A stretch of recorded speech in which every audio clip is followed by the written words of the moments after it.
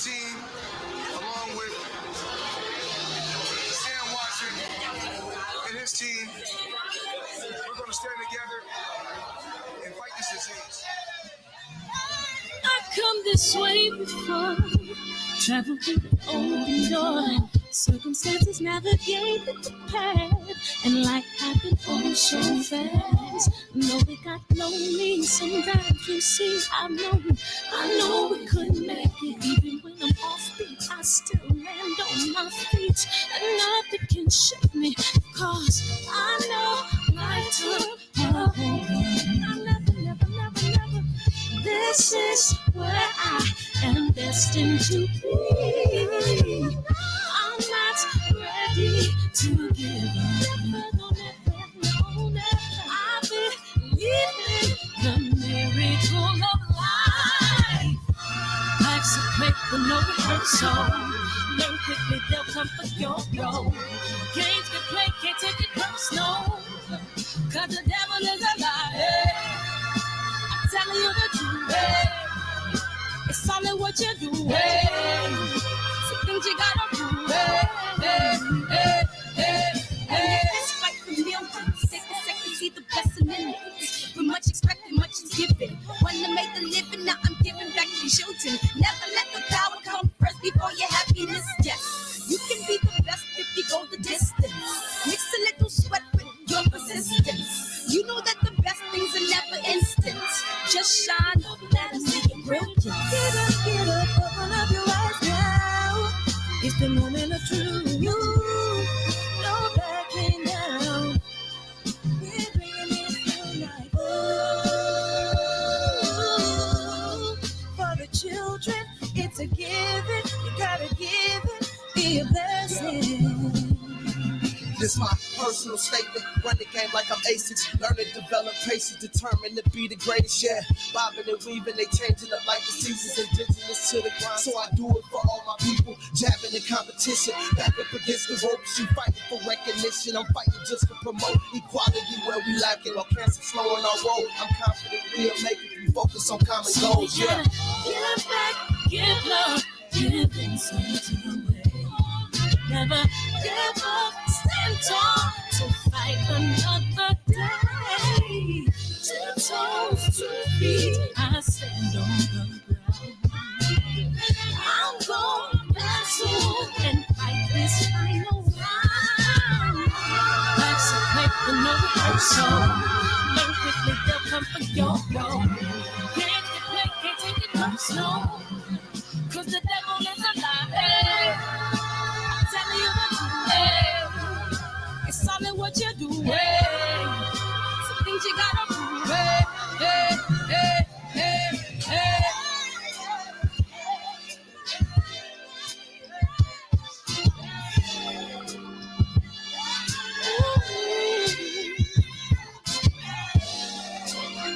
I'm gonna share all that I have and give to those in need.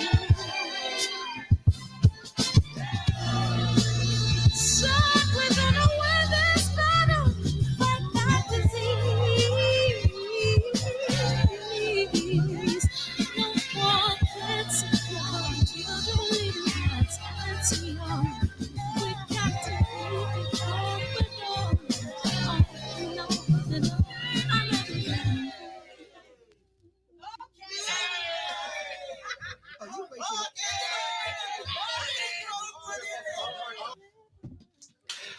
Welcome to the show. Hey, 3 days. Somebody said 3 days. Pick it up. What's up, Birdman? Love is the word.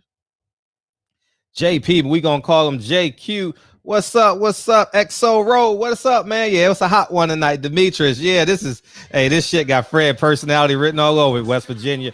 G Brown, KJ, Opulent, Mr. Blue. Love is the word. Coming in triple DJ D. Davis, your pops, man. What's up? What's up? Hey, Stru, baby, Love TV. Welcome to the show. Welcome to the show. K-Dub, David, what's up, man? What's up? What's up? Tank vs. Rogue. I'm boycotting that shit. Hey, big homie Coop, I ain't paying for that shit. If we let me clear it up because I want people to pull this shit and and I want them to get mad at me. Jamie, what's up, man? Welcome to the show. Welcome to the show. Or Jaime. Is it Jaime? Welcome to the show, man. Appreciate you. All right, man. We're going to play the trailer. Then Fred. Hey, Fred about to have some fun tonight, dog. What happened in boxing today is tailor-made for the barbershop. When I say it's tailor-made for the barbershop, it's tailor-made for the barbershop. Good evening, messenger.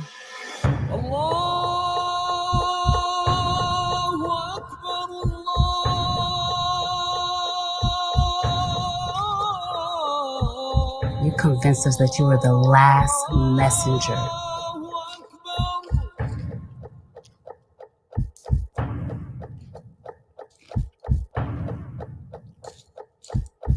How many other bastard children do you have? 15.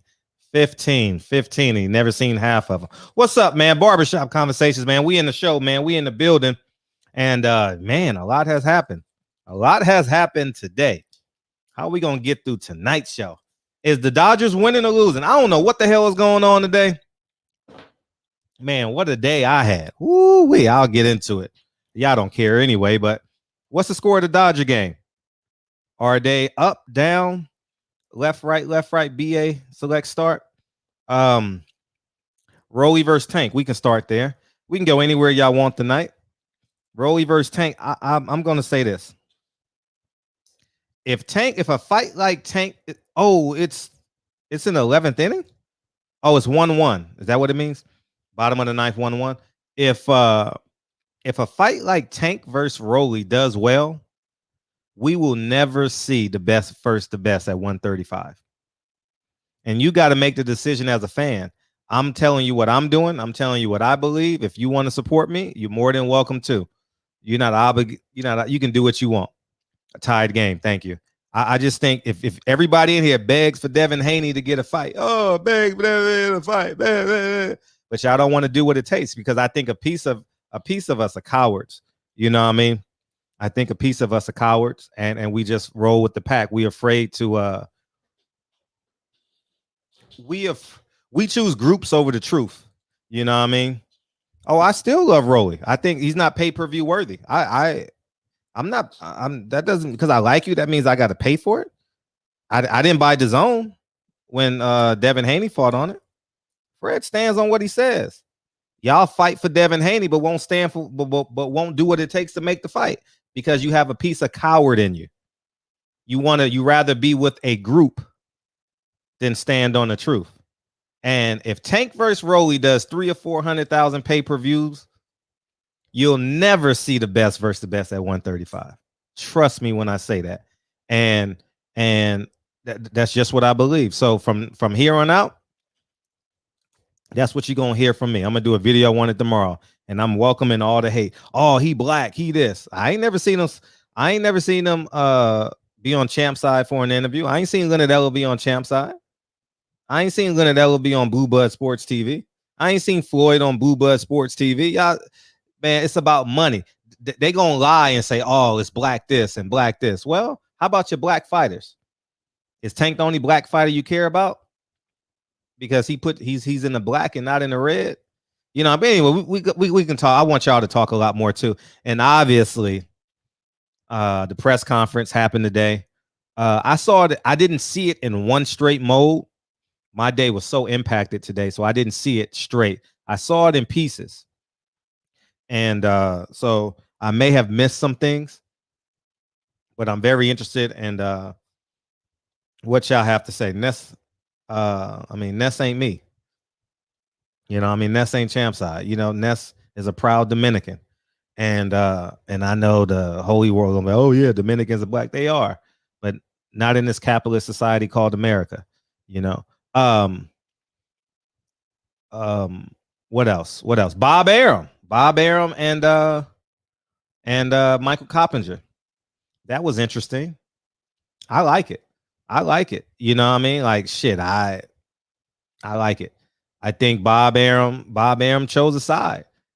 We got too many cowards in the sport of boxing. People are afraid to stand on the side. Bob Arum spoke like a man, and you know, it is what it is.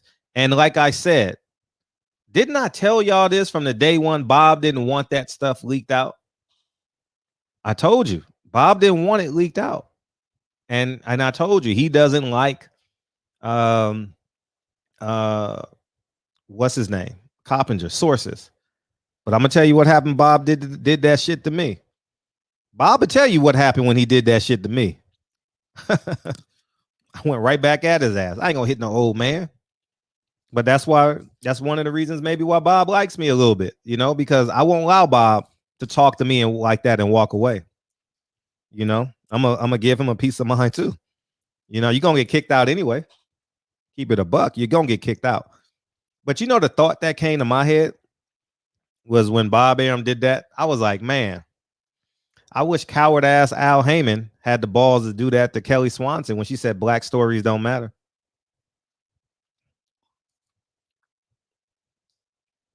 You know, I was like, man, I wish he had that courage. You know what I mean? But people are cowards these days, man. People just want to get money, man. People don't have integrity, man. People just, I mean, we on the internet. So people just say what they say. You know what I mean? Like people get on me for not talking to Bob, but they live in LA and they live in Vegas. Bob Arum is very accessible. You go express yourself to Bob Arum. I don't see it. You know what I mean? I really don't. You know what I mean? So I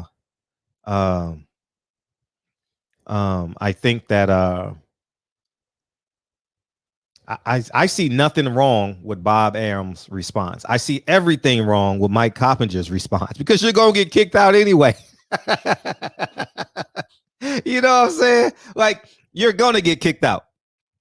If Bob Arum responds to you like that, you're getting kicked out. So you might as well just jump right back at him. You know what I'm saying? And he didn't. He chose not to. So that's on him. I'm opening up these phone lines because I know y'all got a lot to say.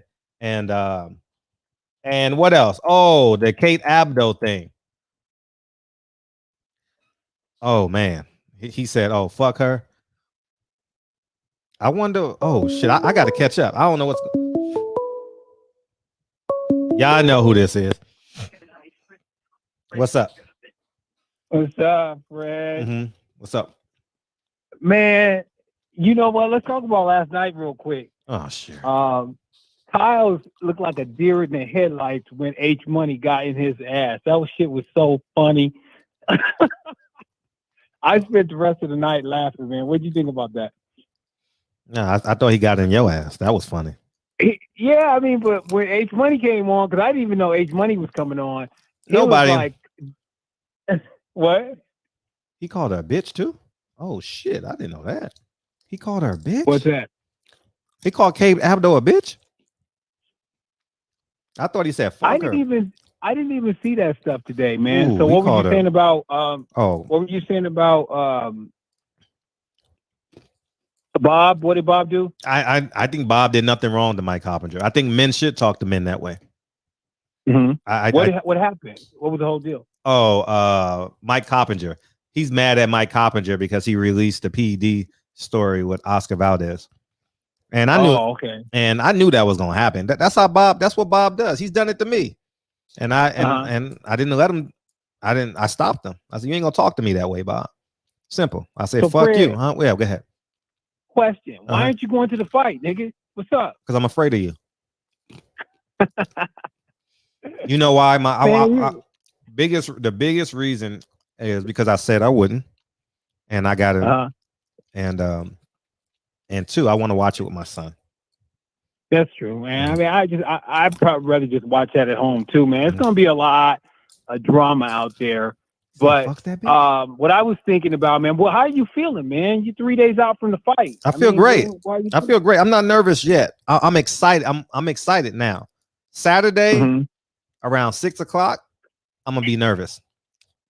And that's just it. I'm gonna be nervous. I have nervous energy. Yeah. You know how I'm gonna feel. Thoughts, man. What are your honest thoughts? I'm very confident right now. Very confident. Extremely. I'm not getting that from your body language and your actions, man, because you are a kind of person, you don't like to miss a fight. If you can go, you will go. So I'm concerned now. No, the next fight I'll go to, I'm not really interested in giving boxing my money. Tank versus Rolly is on pay-per-view, dog. that's a trash fight, that's where we're at. I thought Al Heyman was giving us free boxing, dog. See, that's why at the end of the day, I don't respect a lot of boxing fans because I should say many, because we can talk about Eddie Hearn raising the prices. We could smash on him going from $9.99 to $19.99. Then he goes to $100, and then he goes to pay-per-view, and we kill Eddie.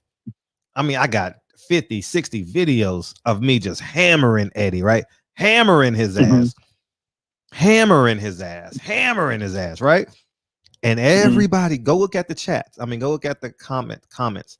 Oh yeah, Fred kill. But when Al Heyman raises the prices and puts every fight that has a notable name on it on pay-per-view, oh man, he can do what he wants.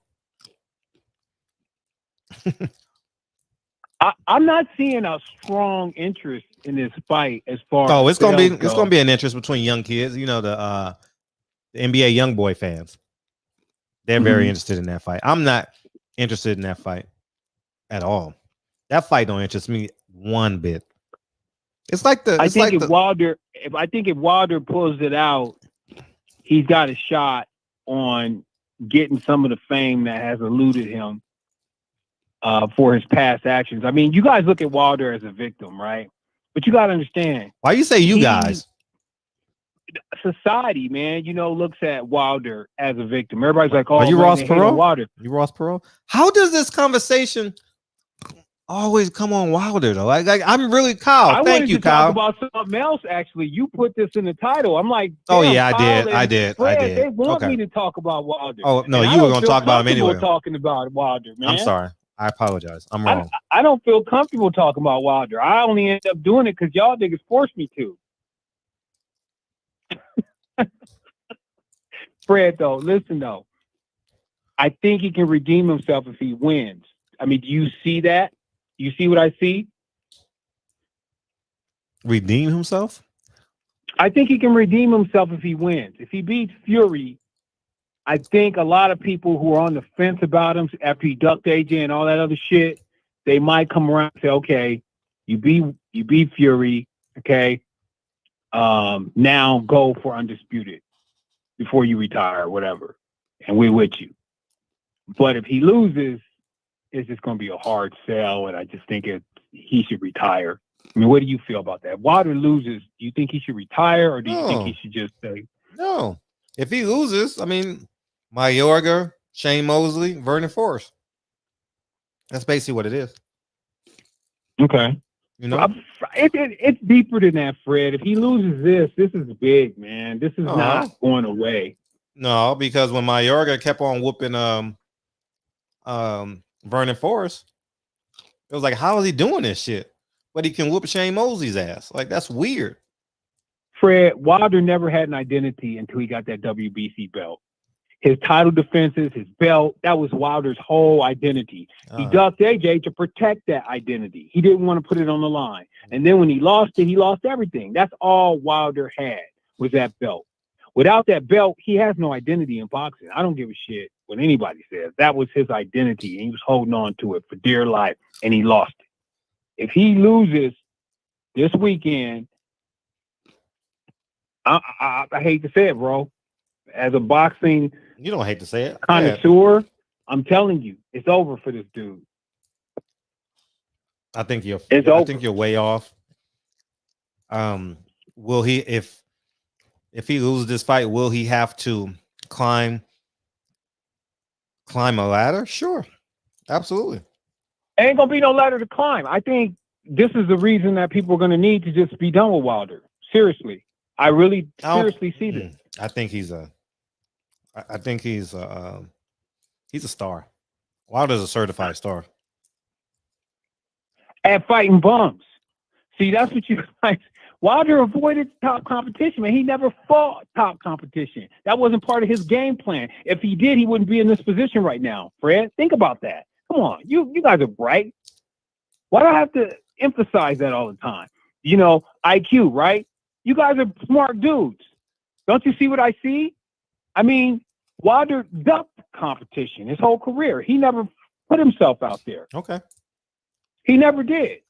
If he did, he would be undisputed champ right now, and he did everything he could to avoid that.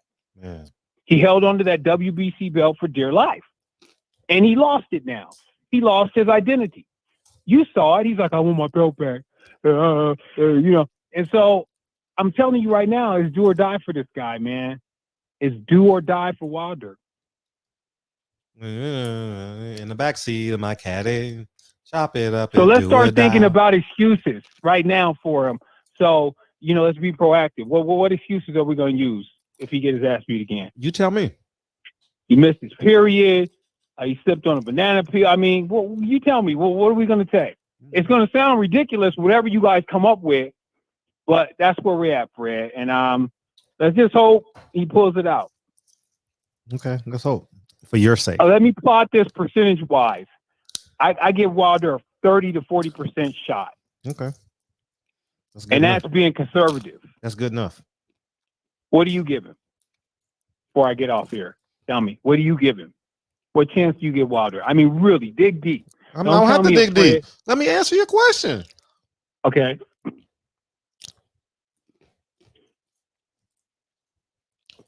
$55-45. I think the fight is that good, but the 55 meaning knockout. I don't think this fight is 12 rounds. You know, I think Wilder is because I mean, I think Wilder has the momentum going into this fight. Fury hasn't trained. Fury is, I think he was on a drug and PED binge. You know, I do think Fury is a highly skilled fighter. And he's going into the fight as the best heavyweight in the world. And I think he should be respected as that. And I think that's why I like the way Malik Scott talks.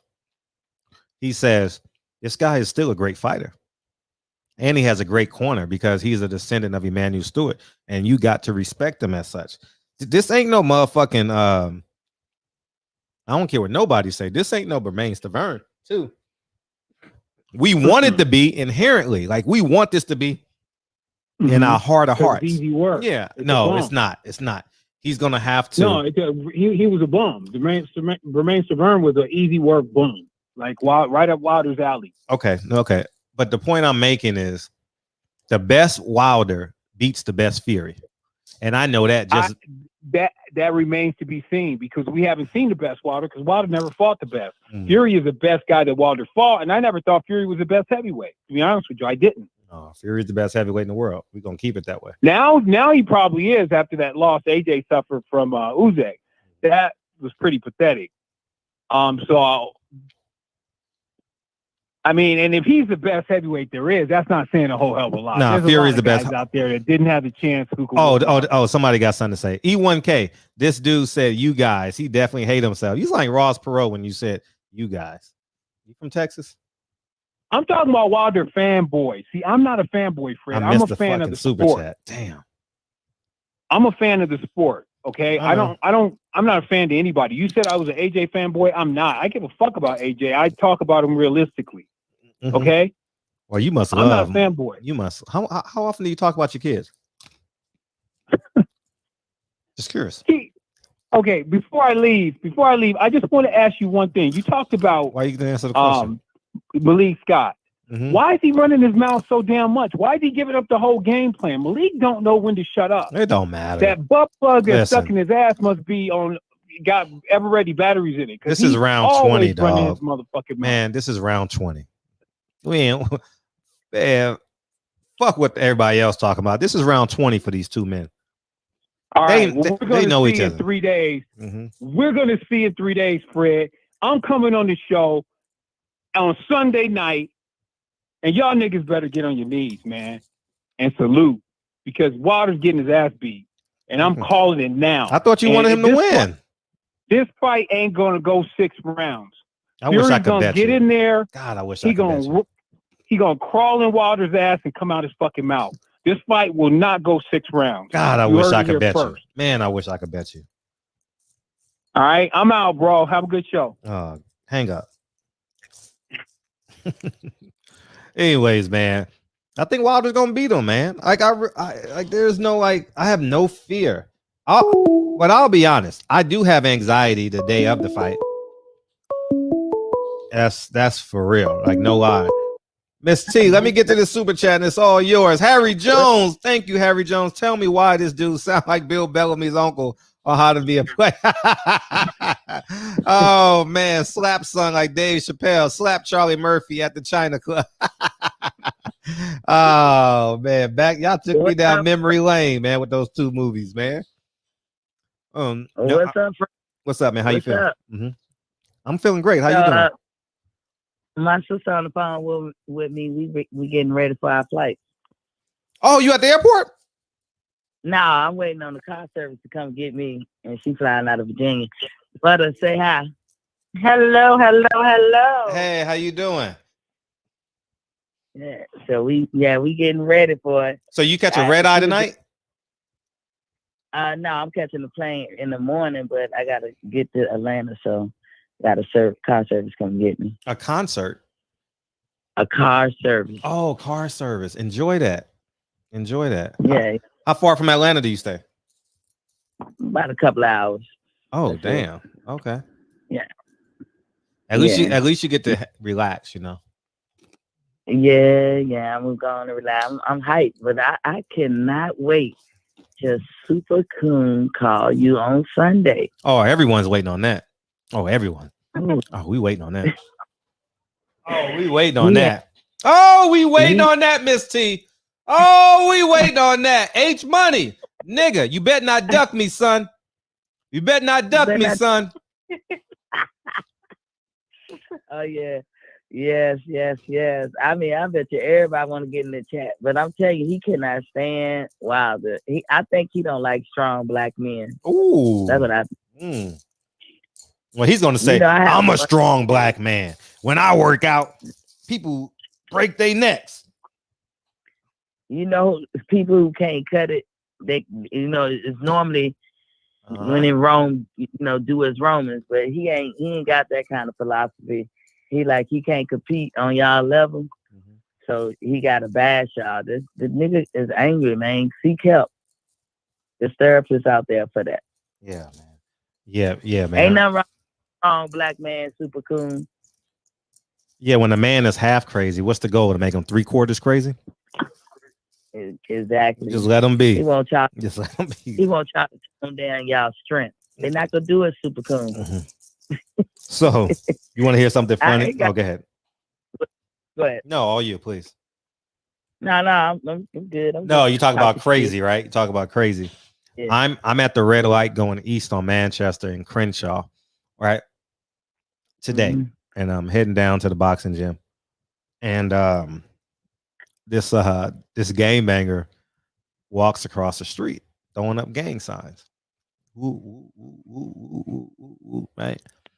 And he was kind of disheveled, I'm not gonna say it's homeless, but he his wardrobe could be comparable to a homeless man, right? And he's throwing up gang signs and shit, right? Like, nigga, I run this neighborhood, basically, right? And then he sits down. I'm just illustrating what crazy looks like. And he sits down, and then he goes in his sleeve, and he takes out what he stole from the store, and he puts it on the bus stop. And then he goes into the trash can, and he proceeds to look for something in the trash. And then I wave at him. He's like, "What's up, man?" I was laughing my ass off. I'm like, man, people be living in these fantasy worlds, man. Nah, man, I don't even pretend with that game banging shit, man. Look, I say it's only in America, huh? Only in America. That motherfucker was just as sane as that motherfucker was. Man, he was crazy. He was crazy. Because I was just watching his every move. Because I was kind of curious, and I made sure I had enough room to make a U-turn or something. You know what I mean? Because I don't know what he was on, but he was definitely moving at Anthony Joshua's pace. Super cool, super cool. Mhm. Oh Lord, that's my next thing to look forward to, Fred. I don't even really got nothing to say about boxing. No. Did you catch my show the other day? Which one? Which one? You had a guest on. What's his name? He didn't show his face. Coach Who was it? Coach G. From where? What was the name of the what was the name of the channel? Knuckle. Yeah. That's what I saw. Knuckles. Yeah. Yeah. That's how I get my wealth of knowledge from, or started. I've been talking to this guy for years. He's an actual coach. But yeah, I figured he was good. I'm gonna have him on all the time. Dude know his shit. But, yeah, you was all dressed up. You was all dressed up, Miss T. I was like, look at Miss T. Shit. I'm getting ready. You was all dressed up for that interview. I was like, she had her hair done, she had her makeup on. I was like, all right. But Fred, you wanna know something crazy? I never wear makeup. I have eczema. I don't wear makeup. Oh, okay. Wear lipstick. Okay, lipstick. Okay. Lipstick. Yeah, Butter, we ready, ain't it? Butter, what you got to put on it? Butter? Oh, my sister got quiet. Oh, okay. But yeah, we ready. We ready, Fred. And, as you should be. Hey, so you definitely gonna watch it with I'm gonna watch it with my son. I really want to watch this because I know Lincoln will remember this moment. So I really, and I thought about taking him to Vegas, but I'm like, nah, not yet, not yet. Yeah, he's 6, right? Yeah, 6. Yeah, he needs a little bit more size on him, and don't take him in that hostile environment. Yeah, facts.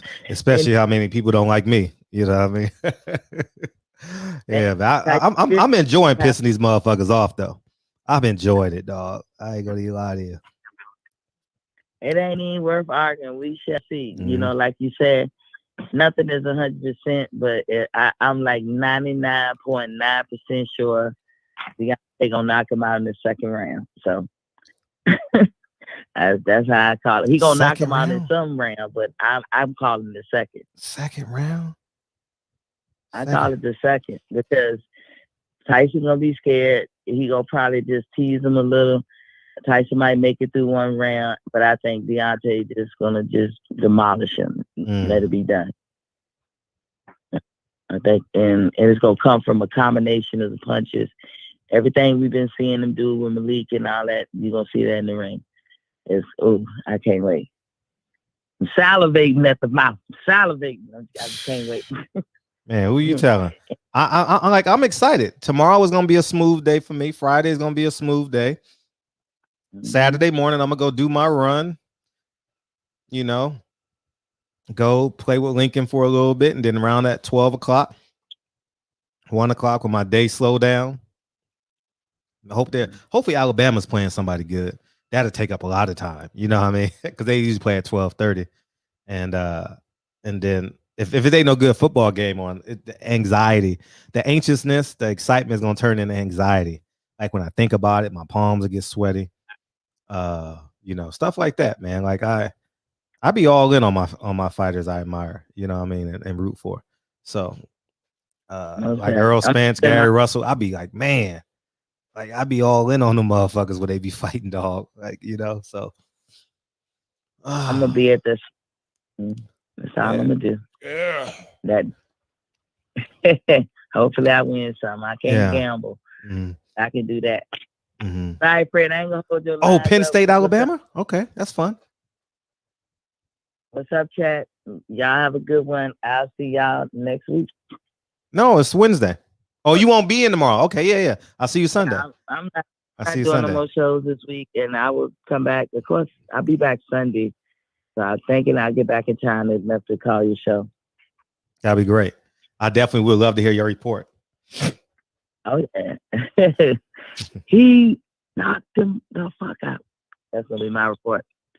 All right, Fred, I'm going to clear out the line. Thank you. Thanks for calling in. Good night. Good night. Thank you. Safe travels. Okay. All right. Peace. Thank you. Yeah, all the time. Well, at least they sit next together on the plane, man. Ain't nothing like ain't nothing like knowing that you can like squeeze 1 or 2 more inches because A&M is playing out. Texas, Oklahoma. I can go with that. I definitely can go at that. Texas, Oklahoma. Hopefully they play at 12:30 or 6:30. I just need something to get me to 6 o'clock. You know what I'm saying? Something to get me to 6. What you got tonight, man? What's up, Fred? How you feeling? I'm feeling great, man. I'm feeling great. I am. I really am. You know why I'm feeling great? Why? Because I had a squatter try and stay in one of my places, and my tenant caught him today, and we caught him, moved her out. It was a woman, moved her out. LAPD was great. They did their job. I'm 2 for 2. That's happened last year. Remember, you may not remember that I started the show late or I didn't do it. I came on like at 10:30. Same thing happened. I had a squatter, man. And it worked, man. Got to keep the business clean, Fred. Got to keep it clean, man, and professional. Man, when you live right, that motherfucking the negative shit just be bouncing off you, man. Like you got a bulletproof vest on, man. Ping, That's ping, true. ping, man. Positive mindset, positive outlook. I'm telling y'all, dog. Well, Wilder said, speak it, receive it, and believe it. Man, or speak it, believe it, receive it. Yeah, yeah, but, man. Yeah, go ahead. Yeah, but Wilder and 12, Michigan, Fred, Nebraska, that's my call. Michigan's my squad. What's up? Say it again. What the nigga say? No, I ain't used to you. Nah. You got to call back in, dog. Nah, man. I'm not accepting the 30-second call from you. Nah. I'm not accepting. Nah, I'm not accepting that. You got to call back in and annoy me until I tell you it's time to go. What's up, 210? What's up, man? What's up, Fred? Hey, how you feel? Where you been, man? What you got? What you got on my 40 tonight? I've been working a lot, man. I've been listening to you, though. I was just listening to Montana Love. So I was like, man, I need to make time for Fred. I need to tell him my official prediction. Okay, we ready for it. Man, Wilder by flatline. He gonna knock him out, dog. He gonna knock. But he gonna sleep, that boy. Yeah. He going to sleep, Fred. I know he is. Yeah. He was scared in that press conference, man. He couldn't sit down. He was too anxious. Did you see that? I watched it in pieces because I was dealing with the police, you know, and with the tenant. So I was off and on, and I was trying to watch it because I had to stay like 20 feet away and all this, and so I was trying to watch it, and then I was trying to hear him talk to the not the tenant. She wasn't even a tenant, but we gonna call her a tenant just for the show. And so I'm trying to listen, and the tenants are starting to come out of the apartment, and they watching and they talking, and you know what I mean? And it worked. We had to wait for the supervisor. Man, shout out to the LAPD, man. I'm definitely calling the LAPD tomorrow and giving those guys a shout out, man, because they did what was right. That's what's up, man. Yeah, man. But man, Fury reminded me of, you know, when you was in grade school and you had that kid that was trying to amp himself up to fight him, like he was scared, but he's trying to amp himself. That's what he reminded me of. Like, I'm gonna beat him up. Yeah. You know what I'm talking about? I think I've been that kid once or twice. I think we all have.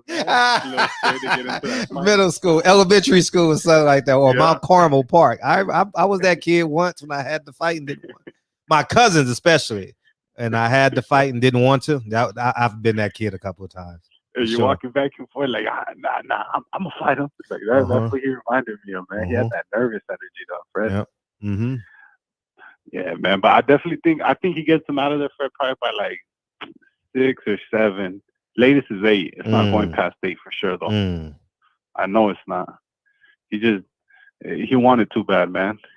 I think he learned, you know, just jab him, stay behind that jab, hit him with that right hand, and it's gonna be night. I think he's putting him out, Fred. For sure, putting him out. I don't have no doubt about it. I just want to see how. I'm very interested how Deontay Wilder navigates to the flat line. You know, exactly. I want to see if he's gonna box. Is he gonna fight with power? Is he gonna move? You know. Yeah, I'm interested too, man. I think they alluded to it because I think Fury gonna walk forward again. He thinks that's gonna work. Like Malik Scott said, when he tried to lean in, he's gonna have to pay the price. I think he catches him with a short uppercut, right? Just bop, right up the middle. That's one of his best punches. Yep. Spilka and punches you can't see hurts you. And Ortiz. That hurts you. Yep. I think he just turns it right up the middle and drops him. Literally drops him face first. That's how I want to fall, Fred. I want to just laid out. Facts. You know which one I want to look like? I want to look like Pacquiao or Marquez. Oh, Jesus. He just fell. He was laid out. Oh, I need one of those, Fred. I need it, man. Oh, I man. These Fury fans and these Asian fans, I'm tired of this, man. Or how about Hatton Pacquiao? Oh, something like that. Yeah, I need something like that. Something like that, man. Just walk away and that dude just on the floor. Don't get up. I need them to wake him up with the alcohol. I don't want him to wake up on his own. Wake him up. He gonna do it, Fred. I know he's gonna knock him out. Yeah. Davis made a good point. He was talking about the clinches. I think that's a very important part of this fight. The clinching. Yeah, definitely, man. Yeah, that's a very because I think that's where he where Wilder, I don't know if it was an experience, but just in there. But now I think they worked on it a lot. He's just gonna make him pay every time he try to go to clinch. Bop, hit him to body wherever it is. Just land something on him. Make him pay the price. It's gonna be a good fight, Fred. I'm excited, man. I'm already starting to get that. When you start clapping right before the main event, I already feel like that, man. I'm like, man, it's only gonna be it's only gonna get worse too, man. But man, I can't wait till Saturday. Yo, I'm excited, man. It's gonna be exciting. Exciting. I wish I could have made the flight out there, but man, it's still too crazy, man. I ain't trying to fly out there yet. Yeah. Maybe next year. You want to be safe. You think Wilder? You think Wilder gets in the ring? I know he said he wasn't, but you think he fights him again, Fred? No, hell no. Hell no. No way in hell? I mean, I'm not gonna say no way in hell. Yeah, but you don't think so? No. I think if he punishes him, he gonna want. You don't think he gonna want another one just to punish him one last time, one last hoorah? No. One and done. Yeah, 3 and done. I guess I just want that man hurt too bad, Fred. I'm like, whoop him every day, man. I'm the bad Fred in the back, like whoop him again, man. Oh man, no, but I'm excited, Fred. I just had to call in and because I ain't gonna be able to call tomorrow, and I know you don't do a Friday, so yeah. I'm gonna keep supporting Fred. I don't call as much, but man, I've been watching everything. I was just watching that Montana Love interview. He's cool, ain't he? Ain't Montana cool? Yeah. Cat, bro. Yeah, I mean, I've seen a lot this year. Like J-Rock owns businesses. Montana owns. Lubison did his promotional deal. And there's many other people, that's doing things outside of boxing to create generational wealth, man. I really like that. Because this boxing shit it dries up fast. J-Rock is fighting Saturday and no one has said his name. Yep. How are you a unified champion and no one says your name? It's crazy, man. It's crazy to think it. I mean, because man, there's no momentum going in this year, Fred. Like, what fights have there been? Usually you watch a fight and then you get another one. You're looking forward to the next one. It's like we've had canceled fights. There's just no momentum in boxing right now, Fred. Right, I agree. I agree. Minimum momentum, and if Tank Rolly was on regular TV, that would have a lot of attention. Yeah. And see, a lot of the fights are promoted off the other fights. So, Tank Rolly come on and they're going to promote you. Wilder Fury and then Wild Fury's going. We don't have that, man. Like, they literally just, cold turkey in this thing. Yeah. So people don't know J-Rock's fighting. You know what I'm saying? Yeah. And they didn't lead this fight in because there were no fights last week. You know how HBO always lead in the pay-per-view with a card the week before and just but they didn't do that this time. So they just don't have the budget. Yeah, that's what Fox is done. Fox is, even if Fox stays in boxing, they're not giving they're not giving boxing any money because listen, their summer layout was probably on par with Bob Arum's COVID. Remember, I'm not sure. Remember that? If I said, Bob, what was that bullshit you was? Remember, I told Bob that shit. I'm like, that was the worst boxing I ever seen, Bob. Like for real, man. What was that shit? And he joked around and said, "Oh man, we had to do something." Nah, you put on them cheap fights and you kept all that money, motherfucker. That's what you did. Putting on them cheap ass fights. There was the. I mean, obviously, Fox wasn't as bad as that, but I mean, can we have some fun a little bit? Yeah. Nah, it's not that bad, but yeah, man, those fights was terrible, man. The worst. 12, Jesus. Dude, 12-8 being main event like that. Hey, how about the guy that fought back-to-back weeks, and I'm his biggest fan? I forgot the guy's name, but I'm like his biggest fan. Hey, when Khaled, the white guy? No, wait, I ain't got to him yet. The black guy that was from Arizona. He fought 7 days apart. Hey, you know it's bad when Clay Collard Greens is your favorite fighter for a summer. You know it's bad. I mean, everybody was rooting for Clay Collard Greens. Like, come on, man. That shit was crazy. Man, Bob Arum, that was the worst. That was worse than Tuesday night fights, Friday night fights, Telemundo, My Backyard, lunch in middle school. I mean, that shit was the worst. Hey, Bob Arum ought to be full. Bob Arum ought to be the motherfucking man, but he got that. That was a collaboration between Telemundo and Bounce TV. Yeah, man, that shit was the worst, man. Oh man, that shit was bad, man. That shit was bad, man. I still remember when Luevano used to fight on Telemundo. Who? Steven Luevano. Steven who? You remember that kid? Steven Luevano. He used to fight on Telemundo. Yeah, he was right there from Southern California. Oh yeah, probably. I used to watch Telemundo a lot, but I would fall asleep watching it though. I would fall. Yeah, that's what I fall asleep to watch. Yeah, I didn't stay up and watch it, but I was like, oh shit, I might as well watch this shit. You know what I mean? Yeah, man. Nah, but keep doing your thing, Fred. You out here doing a good job, man. I'm still watching from the background. I don't get a call as much, but I've been busy, man. I bought my first Airbnb property. Oh, congratulations! You big time. Yeah, you big time. I ain't big time yet, but I'm trying to get. No, that's one at a time. Yeah, congratulations. It's my first Airbnb, man. So yeah. I'm a little scared, you know. Yeah, that's what I think I might do. I might Airbnb a unit, see what it feels like. Yeah, man. I bought it close to downtown. I paid a premium, but if it works out, hopefully, man. Yeah, it'll work out. It'll work out. Yeah. You got to make sure you got to keep it updated. You know, no, 100%, man. Yeah, I'm trying to look around, see what the market looks like. Yep. Just mimicking it. Enjoy that journey.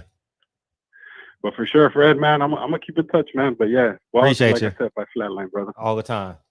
All right, keep doing your brother. Peace. Love. Yeah, man. That's why y'all not calling in. There we go.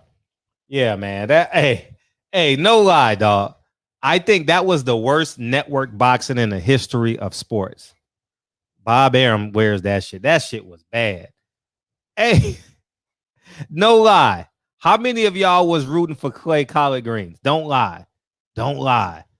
I bet everybody in the chat was rooting for Clay. I remember he fought on PBC and won, and then he went to Top Rank, and he fought like 2 fights on Top Rank, and then he caught COVID. You know what I mean? Like, man, that motherfucker was hot for like a month, 2 months. You know, I've noticed that Wilder has become a much better speaker. Before, he used to be very long-winded, go off on a tangent. Now his speech is more measured. Yeah, experience does that to you. Experience does a lot of that. You know, I think Wilder is. You learn on the job. Like I would say 80% of these boxers, you know, they learn on the job in terms of communicating. What's up? What's up, Fred? What's up? This is Jerron, man. This who? This is Jerron. Who? Jerron. Who that?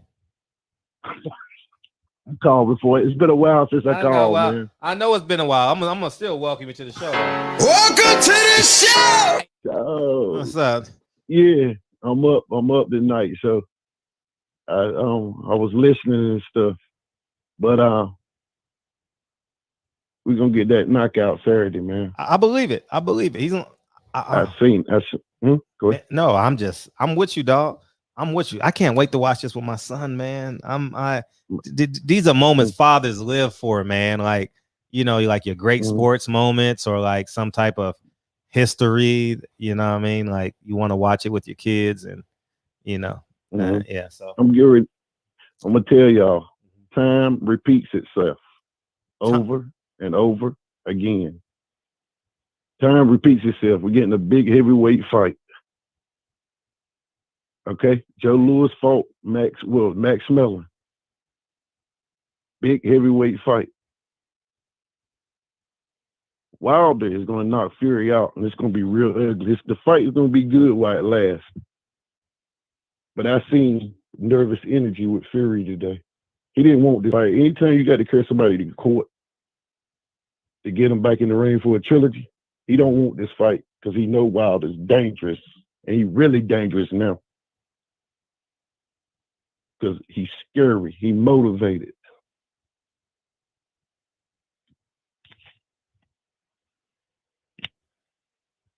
He motivated, Fred. Oh, I wouldn't. I didn't know if you wanted me to respond to that. For sure, he's 1000%. He's motivated, man. Wilder is basically,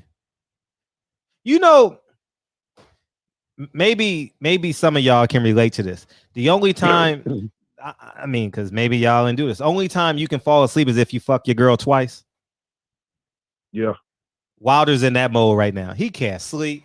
He can't do none of that shit. He gotta go fuck his girl. But he can't do it this week. But I'm just saying, like, I remember having nights like that where I don't know if you excited about the next week or you anxious, but you can't sleep. The only way you go to sleep is if you bust a nut. You know what I mean? And I think Wilder just can't wait to get in the ring, dog. You know what I mean? And I remember having big games like this in college, and but I wasn't a star in college. I was a star in high school, so I was like the helper, like So, but yeah. But I remember having that camaraderie, like when we won a championship in college. I remember that night, but I was a backup, so yeah. So I played spell. I spelled the starter. So, I mean, yeah, I can't, man. Wilder anxious, dog. I know. I'm gonna ask him. He'll be on the show. He'll be on the show. I know he will. Hey, look, Sunday, Monday, Tuesday, one of them days. I'm gonna tell you. Fury. We know. See this. Everybody knows Fury cheated. Hell yeah, he cheated. Listen. That's why Fury. Listen. That's why Fury. When at the end, Wilder wouldn't even look at Fury the whole fucking time into the and Fury talking about he called Wilder a bitch like that, and then he was trying to explain himself. He didn't even have to say nothing. That comes everything that Fury was saying at the end wasn't even supposed to be said. Period. Really, because he know he cheated. Wilder called him out on it and everything. And he know that everybody know. If you're a true boxing fan, especially hardcore, you know he cheated. No doubt about it. And when Wilder said, go do your research on Fury, he said, and then Wilder said, I'm a nun in boxing. Wilder said he was a nun in boxing. And then I was in here crying. He said that? Man. He said I'm a nun? Yeah, Wilder. He said that shit? I gotta go back and really listen to it, because I wasn't really paying attention. I was ear hustling and shit. I gotta watch it. I'm a nun in boxing. He said, go do your homework on Fury. You can do your homework on me. I'm a nun in boxing. And then he started laughing. That was the end of it towards the end. It was funny, analogies. Man. Yeah. But Wilder, but it's gonna be good. It's gonna be good while it lasts, because Fury can fight, man. No matter Fury what we think about him, he can fight. He got skills, man. We ain't never seen a dude 6'9" with the foot movement, the hand. You know what I'm saying? He got skills to feint. But only thing Wilder got to do is use his jab, keep jabbing to his body. Yeah, he ain't got a jab to the head. And let his hands go. Only thing Wilder got to let his hands go, because Wilder, he got devastated. Just his right hand just ain't he got punching power in both hands, man. Right. And he gonna mean bad intentions, but I can tell he's not gonna go in there, man. He's going in there relaxed and strategic. I think he's gonna. I think he's gonna beat Fury up and he's gonna knock him out. Any other fighter that was in a trilogy right now that would fight Tyson Fury, I would pick Tyson Fury. But Wilder's a different breed, man. He's a different breed. Give him his flowers now. If we win, lose, or draw, I'm gonna ride with Wilder till the wheels fall off. It's bigger than boxing with him. Mm-hmm. With me, it is. You know what I'm saying? So I'm riding with him because there ain't too many real dudes in the sport of boxing. He's very genuine. Down. Very genuine. And if Wilder lose this fight, the heavyweight division is over with. It's over with because I like Usyk can box. Don't get me wrong, but come on, man. Wilder brought the heavyweight division back, bro. Think about it. He told Fury to get his fat ass off the couch. Think about it. Fury would have never came back. He'd still been doing what he was doing. He probably would have never came back. Probably came out and got a payday and left. And then this dude, I heard that dude talking about Wilder duck. Come on, man. Come on. He's talking about Wilder duck. AJ. No, that phone call is for entertainment purposes only. I know. Oh, okay. All right. Just want you to know that. Everybody know the real reason why Anthony Joshua does. If Wilder hit Anthony Joshua, man, he probably would never wake up again. His chin, he got a chin like Amir Khan. Don't get me wrong, Amir Khan can box. He can box. He can fight. But his chin, Joshua chin, man. It's gonna be worse next time. Usyk's gonna stop Anthony Joshua in the rematch. It's gonna be worse because he's not fighting Andy Ruiz. Andy Ruiz can fight, but Usyk is a pure boxer. And he was about to knock him out in that 12th round if he had 10 more seconds. But I ain't gonna hold y'all up, man. I will be listening to you Sunday night. Ooh, Sunday night. Hey, you already the world gonna be watching Sunday night. You already know. Man, listen, every fighter, every promoter, they all watching Sunday night. Saturday night, man. I believe this pay-per-view gonna do $1 million. I don't care what nobody say about boxing. But this fight right here, they sold it. They sold it even more today. Plus, people want to see this fight right here. These are two best heavyweights. I hope period. So. Yep. But y'all be good, man. Much love to y'all, man. Love to the chat too, bro. Appreciate you. All right, brother. All right, one. So you think they champion Hart? You ready, big homie? Hey, either I catch you at the wrong time, or you always like making grand entrances. Hey, you be playing in that shit. You be like, okay. The dude said I'm about to go. I'm about to show these niggas I live in the house. Okay. Hey, shit. She says the way Fury was looking, I was expecting him to start singing nights like this. I wish raindrops would fall. This might go over y'all heads. Yeah, nights like, oh man. Say it again. Mm-hmm. Oh man. What's going on with you tonight, brother? I don't know. Next time you got to come out with like maybe D-Smoke, like Wilder, or right. You in Texas, maybe you can holler at Toby and Gigway. You know what I mean? Have him walk you out to the next barbershop. You know what I mean? No, man. I was cleaning up the kitchen, so I was just finishing off. When my man was talking. Yeah, 5 heartbeats. Everybody know that, dog. Come on. Yeah. Come on, man. We in the barbershop, man.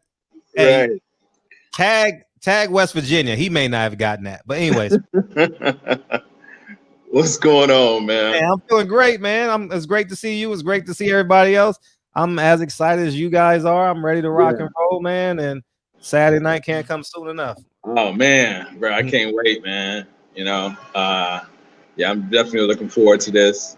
I want, I know a lot of cats want Wilder to just get him out of there. I want him to punish him. Mm-hmm. That's what I want to see. I don't want Fury to go in there and lay down just to not give us the satisfaction that we want.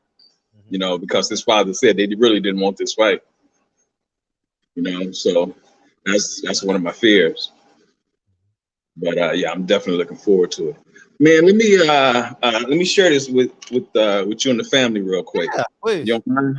Yeah. Man, remember I know Troy was on here trolling, but he did talk about this company, Black Sands Entertainment. Can you see that, brother? Yes, I see it. Can you see that? Yes. Man, bro, you know, I'm a comic book geek, man, and I grew up reading comic books, and I wish they had something like this, man. The artwork in here is incredible, man. I don't know if you can see that. I see it. Can you see it? Uh-huh. Man, the artwork in here is incredible, man. But it's called Black Sands, and it's kind of set like on a Kemet, you know, Egyptian type of background. It's pretty good, man. It's pretty good. You know, I know a lot of people. You know, a lot of the family got kids, and that's something you might want to pick up, man. Black Sands Entertainment, and they've got. I think I've got like the first 2 volumes. Mm-hmm. You know, but they've got. I think they've got like 7 volumes, man. But it's pretty good. And when Troy had brought that up, I went and Googled it, and I was like, man, that's slick. So I ordered, you know, the first couple of volumes. That's beautiful. You always support people, man. Say it again. You always supporting people. You always most definitely, man. Especially Black owned, man. You know, and that's it's the artwork in there is beautiful, man. The storyline is good. So anybody, you know, on the show or anybody listening, you got kids, man, definitely pick those up. You know, it's a good read. You know, when I was growing up, like I said, you know, I was comic book geek, but a lot of my vocabulary, you know, came from comic books. Oh, wow. You know what I'm saying? And one of the things that my grandmother would have me do is like when I was reading, I got to a word that I didn't understand, right? She wouldn't let me bring it to her and ask her what it is. She would say, no, go look in a dictionary, you know, and see what that word means, because it's going to be broken down so that you can pronounce it and know what it means. Now, I know people now going, dictionary, what is that? Because this is everything is on the phone, you know. You had that Britannica encyclopedia. That's what right. So I know people in the chat, people listening going, what is a dictionary? Hey, check your heart. My mama still ain't paid that shit off. That shit's still on my mama credit, man. Hey, none of y'all mamas ever paid off the Britannica encyclopedia. I know none of y'all mamas paid that shit off. Hell no. Yeah, man. But you know, that was my life, man. It's comic books, you know. So something like this is real cool, you know, for kids today. You know, you know what? I was expecting. I thought DJ was gonna tell. Now this happened. I forgot to bring this up last time I talked to you, and I thought DJ and Kyle was gonna bring it up, but they did. They were afraid. This was probably about maybe two weeks ago, maybe 3 weeks ago, maybe 2.5 weeks ago.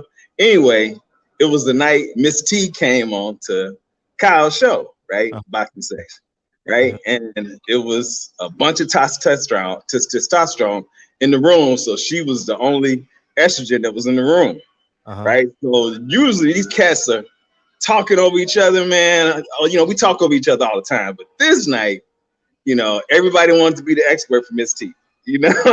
So you couldn't get a word in. So DJ was just on the show talking about I think he was talking about Crawford and Porter, right? His voice was fine. Right? So, but on Kyle's show, all of a sudden I'm listening to Barry White. so I'm listening, I'm going, DJ, man, what's wrong with your voice? You know, what you preach. Yeah.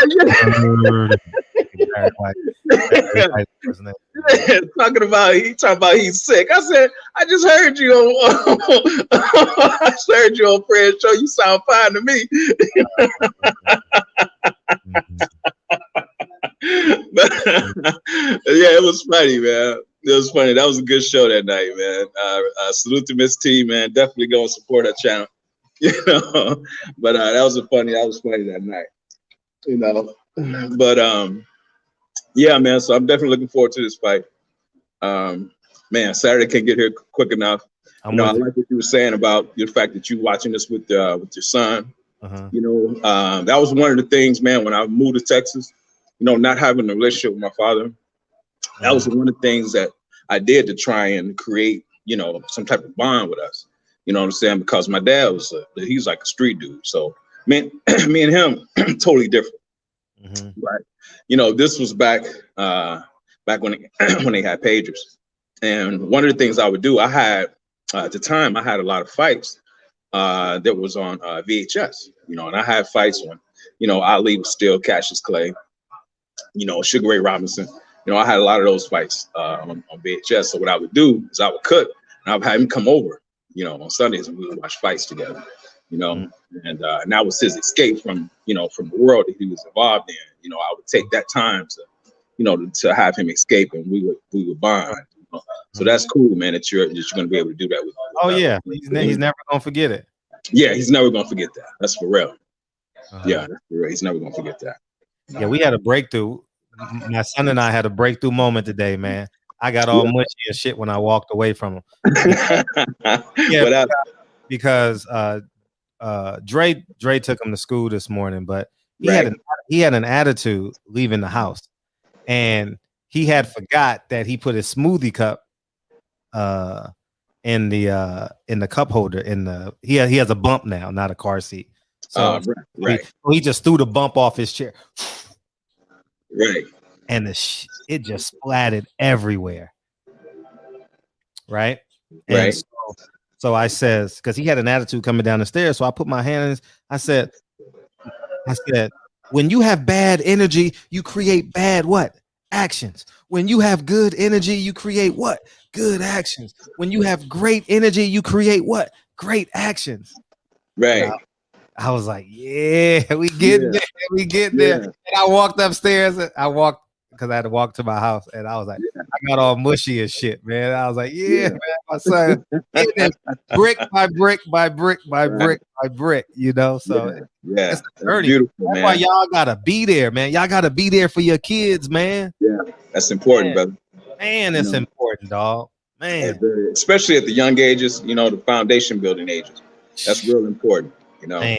Real important. I was talking to my older brother about that because, you know, he doesn't have a good relationship with his children, you know, and I can remember certain things that he would tell me about him not having money and all that stuff. And I said, dude, look, man, I said, there are times when I didn't have money to do stuff for my girls, but what I would do is I would get styrofoam deal, and I would put drinks and cut up fruit, you know, and sandwiches in this little styrofoam deal, and we'd go to the park, and I would take the kick shield and the focus mitts, and we make a whole day out of it. You know what I'm saying? And that was just bonding, you know, doing that in the park, you know. And, you know, my daughter told me, she was like, that was the best time. Man, that didn't cost me a dime. You know what I'm saying? And that's what I was trying to explain to my brother. You could do stuff like that, you know, with your kids, man. It's just really about your time. It's not about you buying them stuff, you know. So that's cool, man, that, you know, that you're going to finish that with you. Oh, man, I love it. I love being a father, dog. Yeah. Like I said, those early years are important, you know, because when they get older, you know what I'm saying, then they remember that stuff. Sure do. Yeah, they remember that stuff. You know, you don't think so, but they remember that stuff. Believe that. Yeah. Yeah, but man, I'm gonna get out of here, man. I'm in the chat, you know, but thank you. Appreciate you, brother. All right, 5 heartbeats when you come out. Who you coming out to next week? Or tomorrow. Think about it. I don't probably Prince or something, man. You got 43 hours or something. All right, my brother. Appreciate you. All right. Well, hey, what's up, Deacon? Hey, what's good? Can you hear me? Nah. Seriously? Nah. Well, anyway, I'm finna try. Anyway, too blessed to be stressed and highly favored. What's good with you, Fred? Feeling good, man. What you on? What you got? Ain't that, man. Let me do a little house cleaning before I get started. I want to give a shout out to our good brother DB. Yeah, Drew Titan, and also Miss T. Yeah, good lady.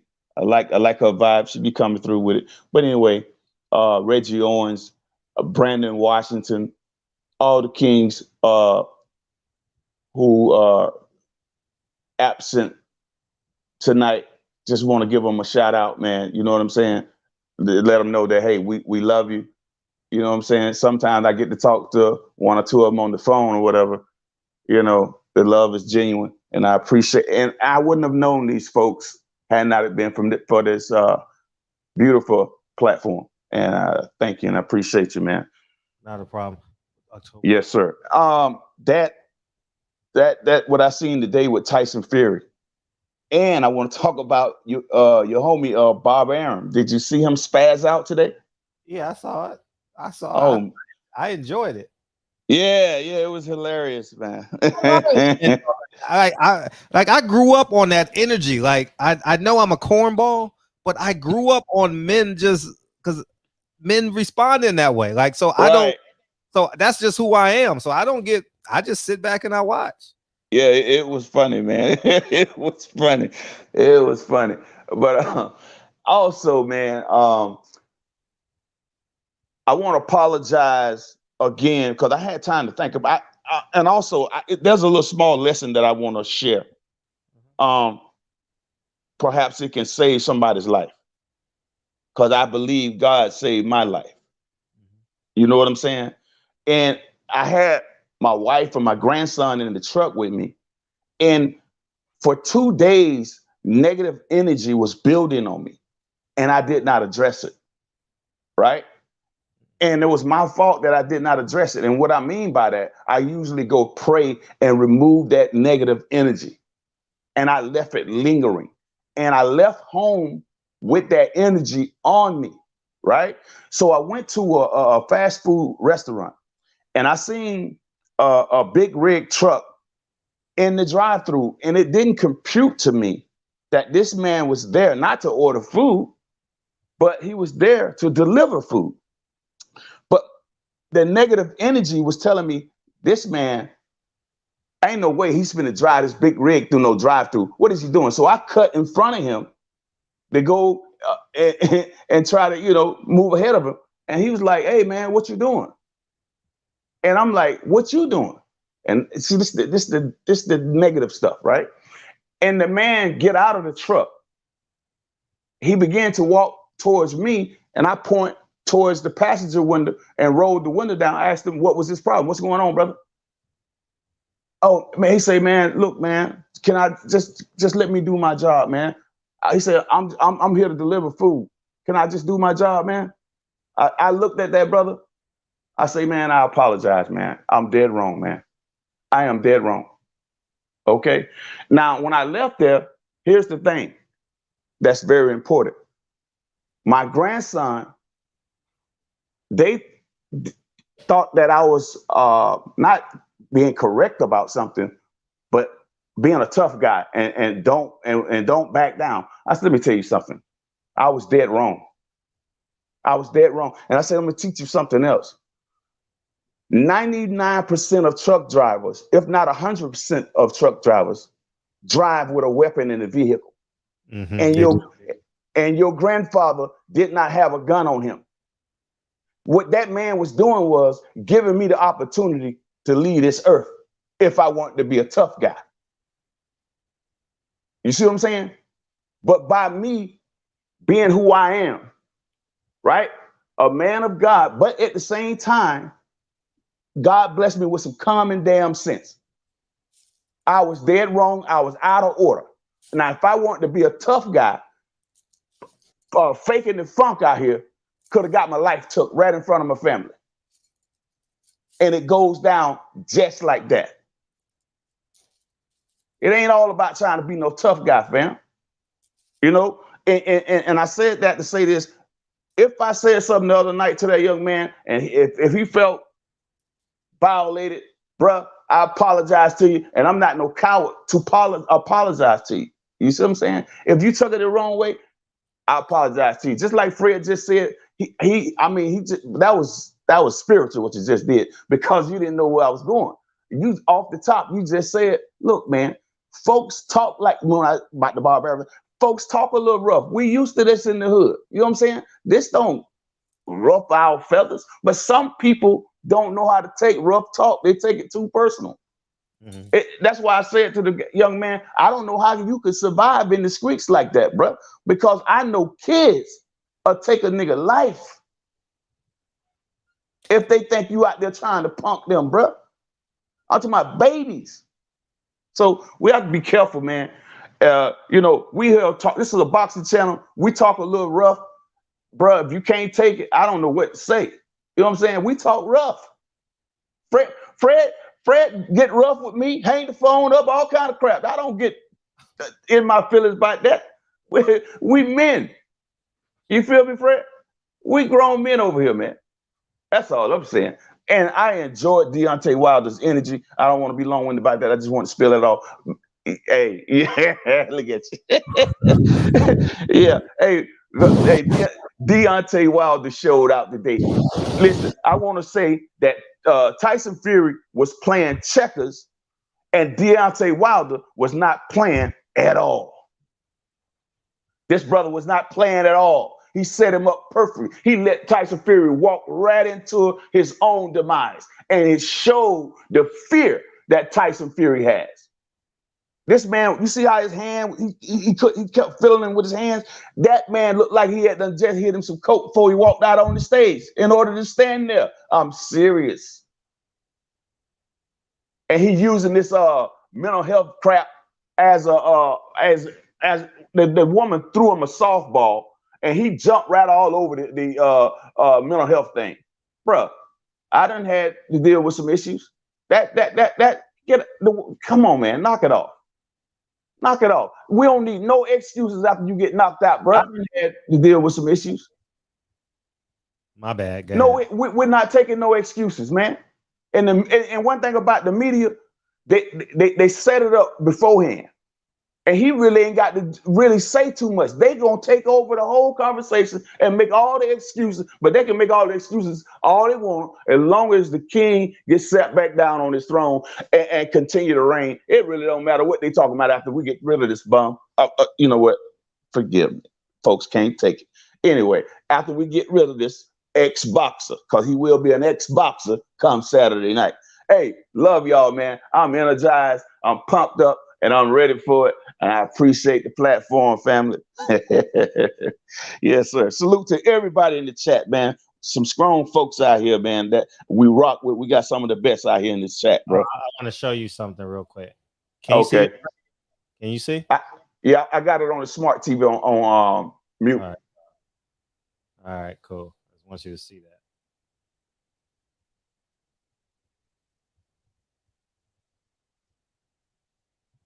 You see it?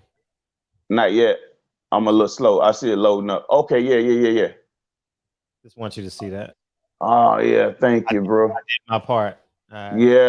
Yeah. And I will report that tomorrow. Yes. Yes. Man, Fred, you one thing about you always been a real one, man. You never fake the funk. My word is my sword. You know when I start valuing my word? When I had Lincoln. I mean, I would lie, cheat, steal. You know what I mean? I'm gonna be honest with y'all. Like, when Lincoln came, I still lie, guys. Don't get me wrong. But I'm just saying, like, I get it. The progress to be like, if you say it, you do it. That's it. Right. You know what I mean? And ever since Lincoln been born, I've been a progress. I've been a work in progress, you know. So right. Yeah. So that's kind of where I'm at with it. and one thing about having kids, family, they are more than a blessing. And see, we think that we are really teaching them. It's a double-edged sword. They're also teaching us. Mm-hmm. Facts. I mean, you have to have kids to understand that statement. And I know you get it. So what I'm saying is, it's a beautiful thing. It's a beautiful relationship, baby. So it saddens me because I got some knuckleheads in my family. It saddens me to see people who are nothing more than sperm donors. The kids don't deserve that, baby. You know what I'm saying? Yeah. They don't deserve that, man. Right. Because I remember, and I'm gonna get off the phone. I remember, man. See, my mother was married till she left, but her husband was not there like that. He was in and out of prison. When he got out of prison the last time, he went to West Palm and he never came back home. My mother, but here nor there, the things that she instilled in me, it was priceless to have that relationship.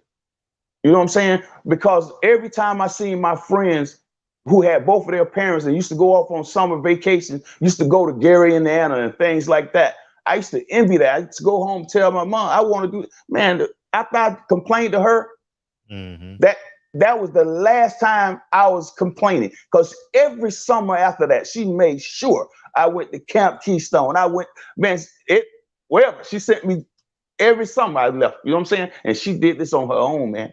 You know what I'm saying?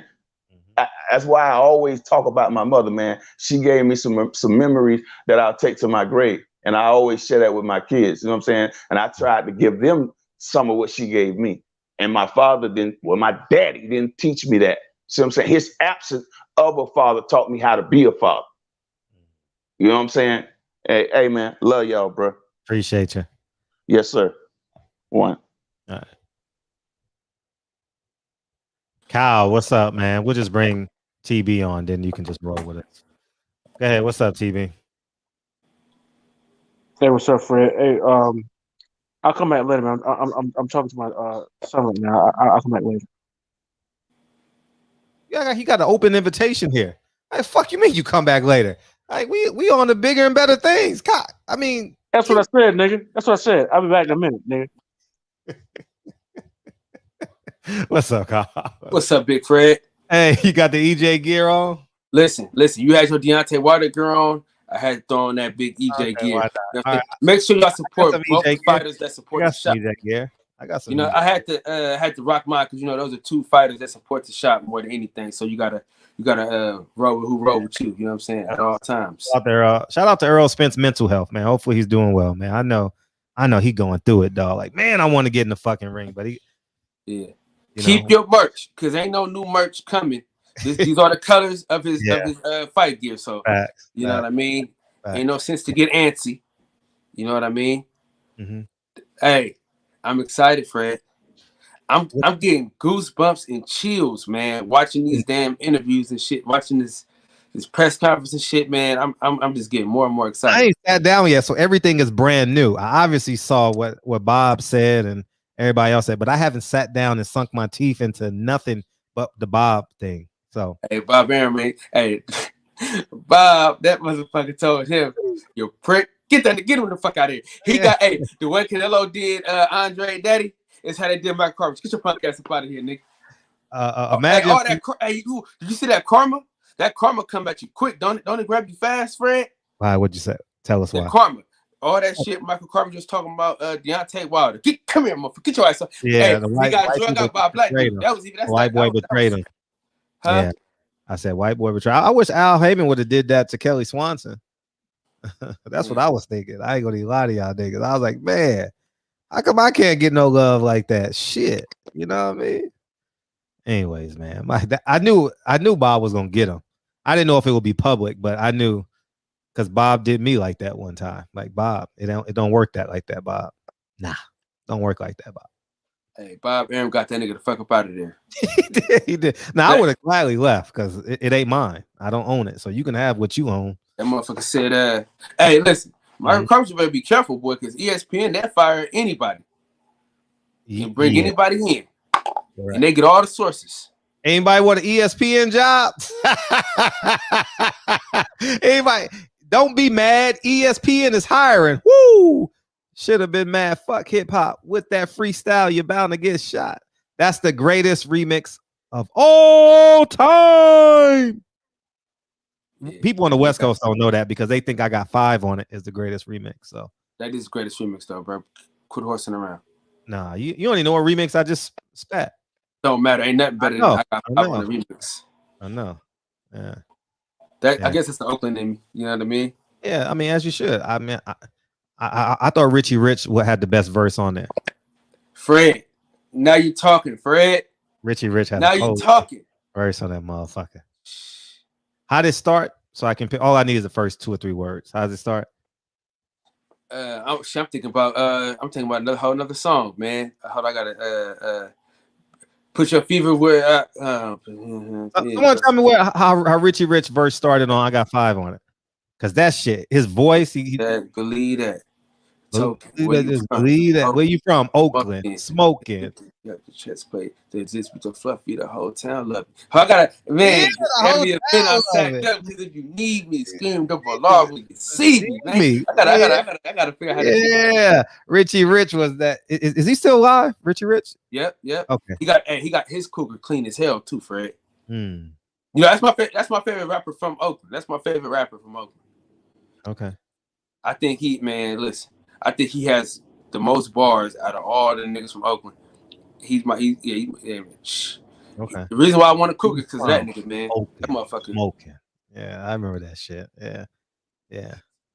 I'm thinking about take your hands up, let's ride. That's my shit right there, man. Shh. In and out of my zone, I roam like mobile phone. Fred. Bro. The man was before his time, man. Who? I said the man was before his time. Yeah. He was versatile. Very versatile. Best believe that being you thought. Hopefully he wrote a bunch of stuff, man. Yeah, man. He should live on. Hopefully he got a whole lot of writing credits and stuff like that. So we'll see. Nigga, that don't mean he's a better rapper. Dog Money. Too Short is not a better rapper than Richie Rich. Cut the shit. Nah, Too Short ain't Get the fuck out of here, man. Short weak, dog. Come on, dude. Get the fuck out of here, dog. I mean, he's not a better rapper than fucking Richie Rich. Nancy Reagan came to my house. Yeah, she did. Yeah, man. And gave me a blowjob. Put your fever with my beings. Best believe in ends. Best believe we're friends. Right as ball. Mo zigzag. Believe that. Smoke. Where you from? Hold on, man. So, yeah. Hey, Fred. I'm about to mute my mic so I can get this shit together, man.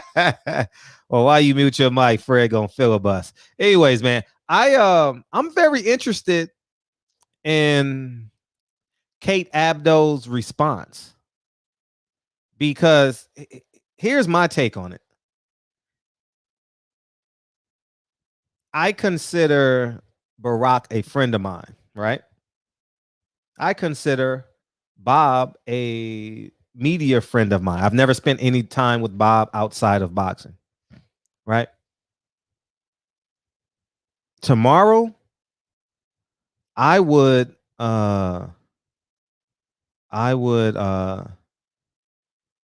confront Bob on what he said. For real. I would, because I think it's important, and this is my stance. This is what Fred believes. This is what I did to Carisha Shield. And when I did that to Carisha Shield, I don't think I've ever interviewed her prior to that. I'll be honest with you. I think it's important that this sport allows women to be women. And what I mean by that is Kate Abdo, no matter what she does on that Diaz, should not be in position to act like a man. That's just what I said. That's just what I believe. You understand? So I would press Bob on that.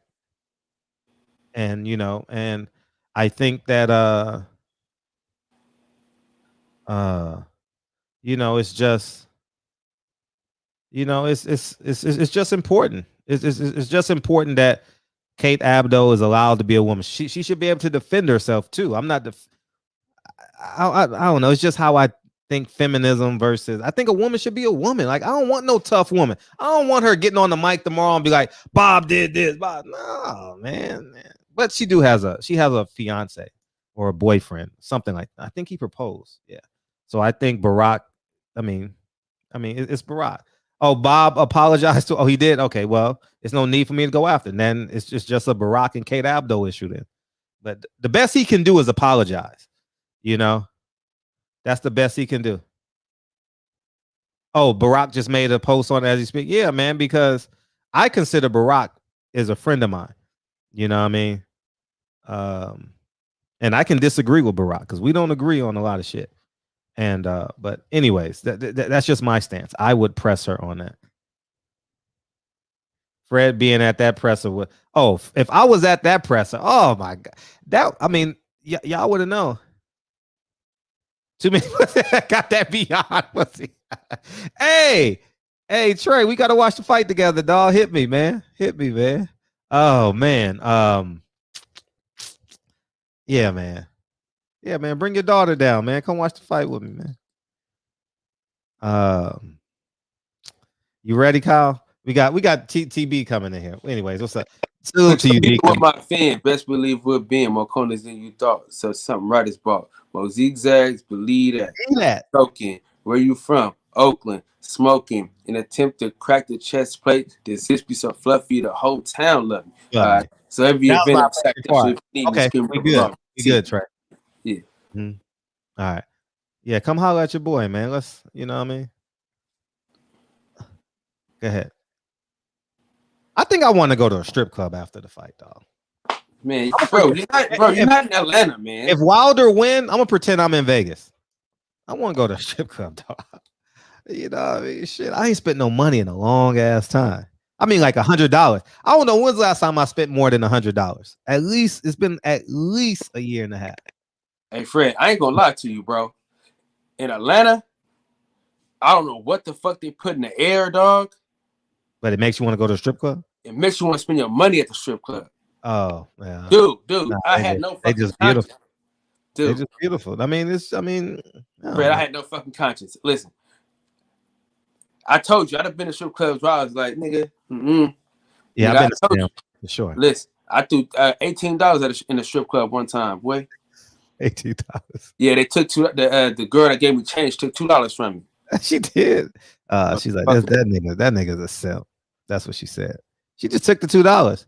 Yeah, but see, I had a whole line. See, she knew what she was doing. See, I had a whole line behind me. So if I trip over $2, then man, get this broke ass nigga. You know what I mean? Exactly. You know what I mean? Get this broke ass nigga out the line of shit. But it was really the principle. You know what I'm saying? Because I didn't even plan on throwing the $18 or the $20. I just want to have it in my hand. Oh my god. So listen, hey Fred. Yeah. I'm one of them guys where she got to be everything to get this little couple dollars I got, dog. Right? So I gave one 8 and the other one 8.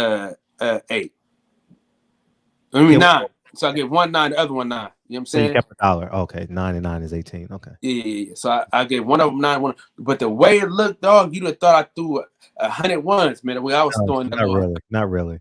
But we get your point. No, I was taking my time with it, boy. I'm telling you. So, but look though, when I went to Atlanta, I had no choice. They was all bad as hell. It was like, shit, take your fucking pick. You know what I mean? In Charlotte, you know what I'm saying? You gotta go. Nah, hell nah. You know what I'm saying? But in Atlanta, I gotta drop Lincoln off though, so I gotta come home first. But I'm gonna do something. If Wilder win, I'm doing something. How am I gonna go to sleep after Wilder win? I can't sleep. That's why. Listen, I'm not even getting a hotel room because I think I'm gonna celebrate all night because I know you're gonna knock that nigga head off, bro. Tyson Fury a chump. Tyson Fury is the corny. Oh, he's so fucking corny, dude. Listen, I hate him more than I hate Keith Thurman, bro. It's official. Tyson Fury is the worst motherfucker. You know what I'm saying? He is so fucking corny. He's so lame, dude. Like, answer a fucking question, you sucker ass bitch. You know what I'm saying? I can't stand that motherfucker. In the words of the great philosopher, I am ill will, that fucking mayonnaise mammal, man. I hate that fucking guy. And that dumbass, that suit was fucking terrible. I think he's so fucking cool, bro. He fucking lame. Hey, listen, I love Kate Abdul because, dude, That other chick, she's fucking corny. Kate Abdul, man, she made that shit look good, bro. And she asked everybody hard questions, nigga. She wasn't up for the play, man. She asked everybody hard questions.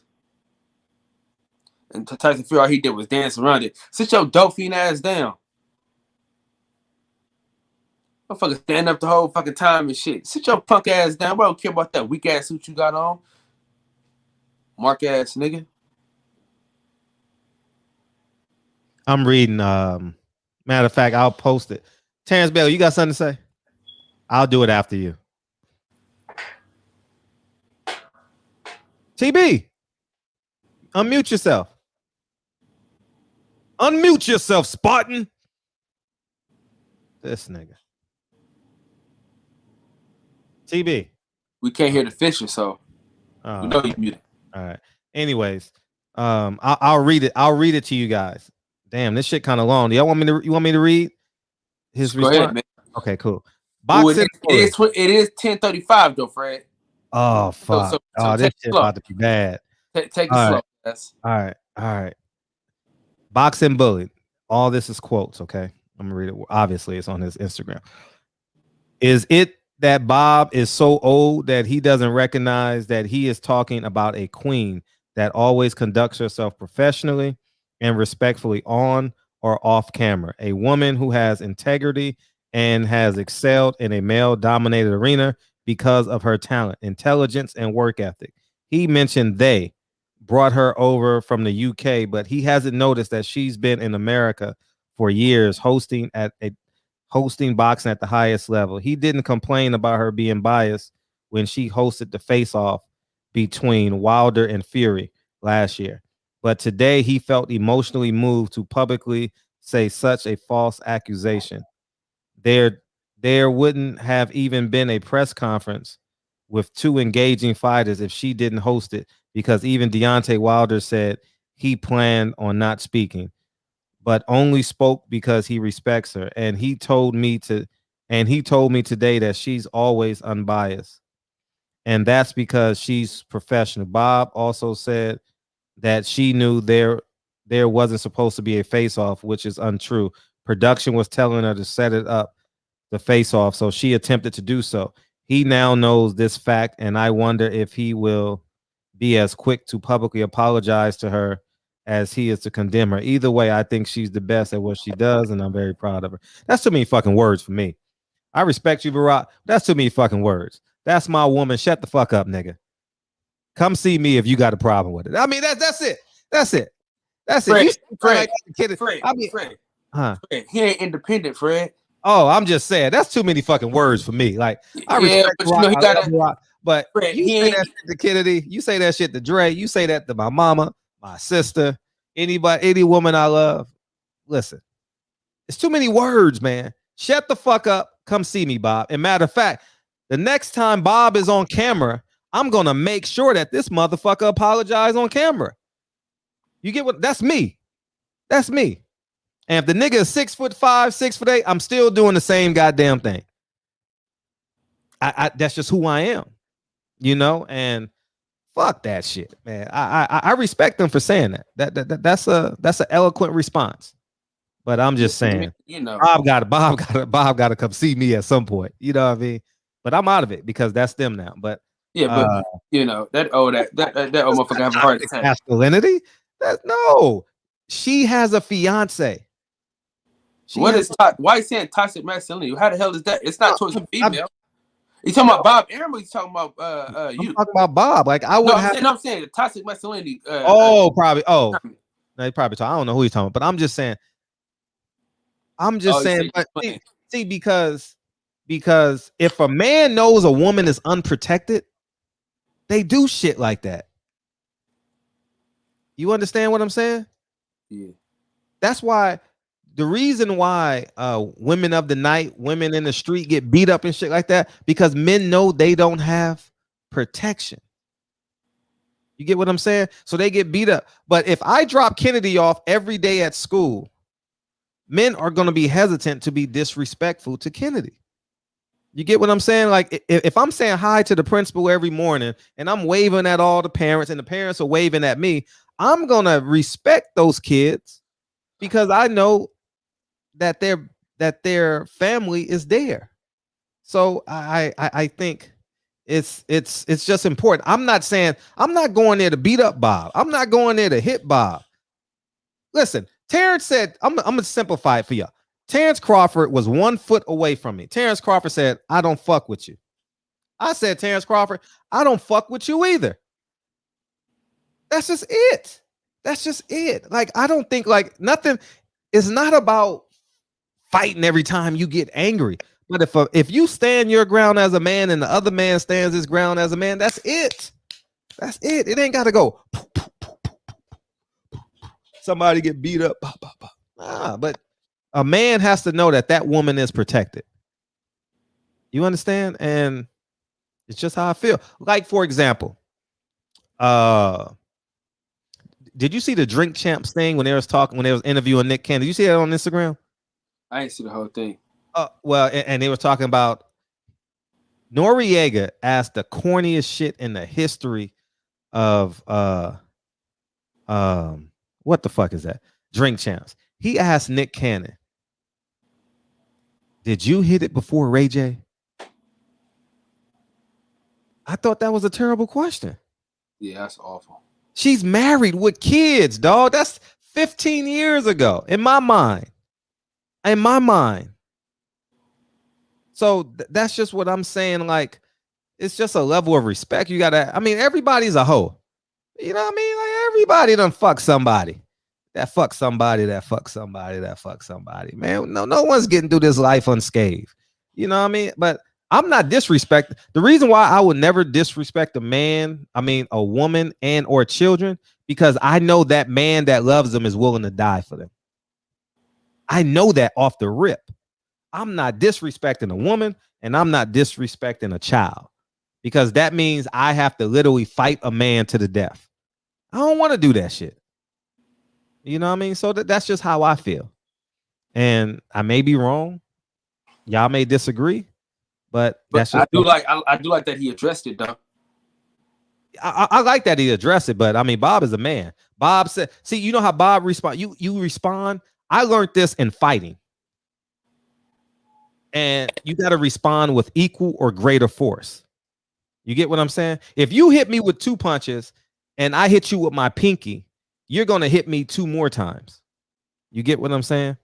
And that's just simple. Equal or greater force. And that's what I know. So that's just how I feel about it. And Kate Abdo has been to my house, so I respect her. Barack has been to my house. I respect him. So I'm just saying, if I was there, I wouldn't say it now because Barack has responded. I didn't know he was there. So me not knowing Barack was there, I would have stood not in his place because that's his fiance, but I wanted the world to know that she is a woman in a man's field, and she's never acted like a woman. I mean, she's never acted like a man. She's always been a woman, a graceful, beautiful woman. I've never known her not to be, whether she's wrong or right. Yeah. Did she do a terrible job that day? Quite possibly, but she's never been a man. She's never challenged a man like that other girl said. That girl said, sit down, boys. I'm like, man, I was like, you just called these Jamel Charlo and Tony Harrison. She said, sit down, boys. Remember that? I don't remember that. Kay Abdul, she a soldier though. She asked everybody tough ass questions. Remember, she talked to Earl, nigga. She said, Earl, if you didn't put away Mikey Garcia, how you gonna put away Sean Porter? Oh, she did. What's up, DJ? So Kyle, about that press pass for the Shakur versus Harry fight. I don't know. That's an inside joke. I don't even know. I don't know. What do you mean? I don't know. I don't listen, man. After that Leonard Ellaby shit, I ain't fucking with no. I ain't fucking with the niggas, man. Mm-hmm. You know what I'm saying? We got. I like Kate Abner. I think she's talented. We got to 1,100 subscribers without them niggas. So we gonna keep doing what we doing, man. You got 1,100 subscribers now? Yes, sir. After I hit that 1,000, that 100 came in like a day or two. Yeah, and the replay. People followed you on the replay of that last show. Dope. I'm gonna tell you like this, man. I got more subscribers in views from a show where Fred was on than I did with a boxer was on. So I'm I'm that nigga. Like for real, if you interview me, you gonna, because everybody know I want to be interviewed because I want you to challenge me to say some shit that I really want to say. The hardest part, Fred, is it is when I interview you, man. It's so hard to get some shit out you because shit, we agree on so much shit. You know what I'm saying? Yeah. You cool. know. But you know, you know what you say? Make it up. Say Elijah Muhammad. Say that, and then it's like saying it's like saying Bloody Mary 3 times. You know, hey, listen. You know, I got listen. I got folks. I got folks right now hitting me up like, hey man, we got to talk about this, man. I'm avoiding niggas. See themselves. Man, I don't come on. Y'all don't come on this platform. I'll be like, man, hey Deacon, you can't talk about God. Hey, you can't talk about Nation of Islam. Hey, you can't talk about Catholicism. Hey, you can't talk about rap music. Say be you, and you can disagree. Like I don't understand. Like, you can challenge another man's religion, but a man can't challenge your religion. I don't get that. I stand on what I just. This is the barbershop. And what's up? The guy that's a lawyer. What's his name again, bro? I cannot think of his name, dude. Who? You always have him come on when there's some legal shit on. When there's some legal shit happening. He live in the Bay Area right now. Broderick. Yeah. What's up, DJ? Yeah. He ugly anyway, man. Let's cover his ass. DJ, man, save some of that money for the boxing section, man. What's aggravating me is how guys won't pick a side. First, Wilder was quiet. I know. That was my DJ. I sounded just like DJ when I said that. I know. Was too quiet. Now he's talking too much. He couldn't box, so now he's fired his trainer. Fired the trainer who taught him everything, but they hated him for that. Pick a side. Tell him again, man. What's up, TB? Hey, Kyle. That was a nice show last night, man. That was funny as hell. I was laughing today off of that mess from last night. Dude, hey, you know the mark is 53. That's the timestamp. The timestamp is 53 minutes. That shit was funny as hell. We had a good fucking time last night, man. If y'all ain't come to the boxing section, y'all missed out, man. Listen, the boxing section has made everybody so unprofessional. You know what I mean? I've made everyone in the world. An understatement. And listen, even at my job, I take the most professional person and make them so unprofessional. You know what I mean? Listen, we made TB so unprofessional one time. He said he wasn't even gonna beat me nowhere no more. That's how unprofessional I made TB. Listen, hey Fred, I made this nigga so unprofessional. He just said, man, fuck professionalism. I'm gonna just be me. He said, you know what? Because at the end of the day, man, that's what I gotta be. I gotta be my goddamn self. I said, you're damn right. You know what I'm saying? So the boxing section is allowing niggas to be themselves. Centos. By the time that show ended, I said, F you, F you, F you, F you. And who's next? Reggie, F you too. F you, hey. Call you big lip bastard, you. Man, we had a fucking time, man. Hey, listen, the jokes is flying. Hey, man, I can't wait till next Tuesday when that mud get on that fucking trailer, TB, and that motherfucker come. Man, I can't wait, dog. I'm excited about that shit. Hey, but for real, man. Hey, look, Wilder pulled that Jedi mind trick on Fury tonight, man. He Fury sitting there talking all that crackhead mess, man, and then Wilder just, you know what I'm saying, with a calm demeanor, was like, okay, hey, well, you didn't answer the question. Why you changed your camp 2 times? He ain't answered. He never answered questions. That's why I don't like that motherfucker, man. And he said, goddamn question. My bad, TV. And he said, why didn't you answer the question about the about, you know what I'm saying, in so many words about the gloves and none of the accusations, something like that. Whatever. And is it me or did Fury basically admit to doing what he did and then say that JD's was in on it? Or was that a euphemism? I don't know. You know what they're gonna take? You know what they're gonna say? Oh, he was being sarcastic because he put JD's in it. So now Yeah, he's being yeah. sarcastic. But if I was Deontay I said a Wilder, man, euphemism. hey, listen. If I was Deontay Wilder, JD's would have to go to, cuz he'd have to go to. Both them niggas would have to go. Yeah, well, see, I ain't never spoke on that because you know what? I'm going to trust the brother's process, and I'm not going to second guess the brother. That's that brother's camp, so I'm not going to second guess the brother. That's his camp. I mean, he's the manager of that. He's the owner of that, and don't nobody know better of what's going on there than he do. So I ain't gonna say me personally. Y'all can do what you want. But I personally ain't gonna say, well, this is what Wilder should have done, and blah blah blah blah. I ain't gonna do that because it's not my camp. I'm not the fighter who defended that title 10 times. I'm not the dude, the sixth guy to do it. I'm not that guy. You know what I'm saying? I'm not the man in that camp. So I'm not gonna say what that man should have and should have not done, and also all that other kind of mess. Now I'm gonna stay in my lane. I'm gonna be a fan. I'm gonna do what a fan should do, and keep his mouth shut. And you want to watch the fight? You pay for it. You watch the fight. You want to see the fight?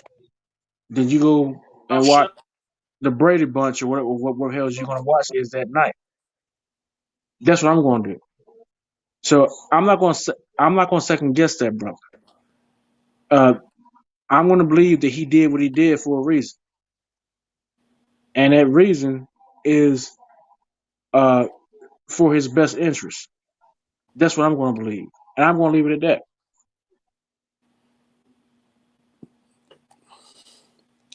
Hey, Fred, you think you can go? You give me that credentials so I can represent the barbershop? I'm not asking no one for a credential. Why would I ask if it's theirs? I don't go back begging.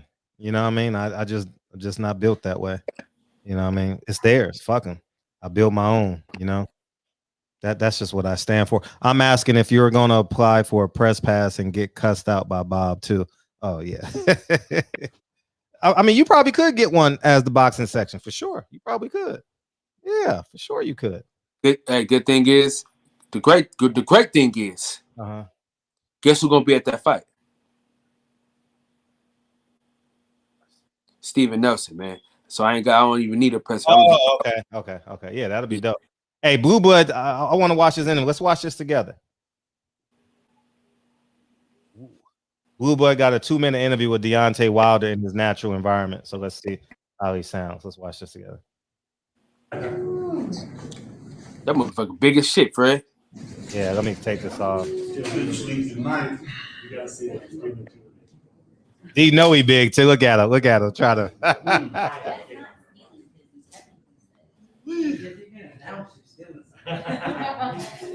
Hey Champ, I just want to introduce myself as Blue because this new dude I just seen. You know what I'm saying? Yeah. Got to reintroduce ourselves. Yeah. That nigga is big though. Yeah. Looking wonderful. D know he's swole as shit. That nigga, the light-skinned nigga in the park playing basketball. You know what I mean? With the squinting eyes. Different person, man. They done woken up, man. They done woken up. See, he can't sleep. Look at him moving. How you gonna sleep? They done woken up a whole new world, whole new order. I appreciate it too. I can't wait to watch this interview by Blue Blood.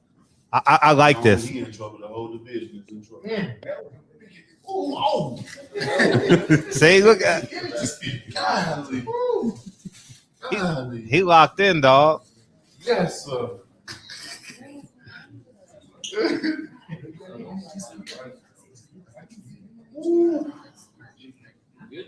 Man. He locked in. Your stamina look top notch, champ. Oh man,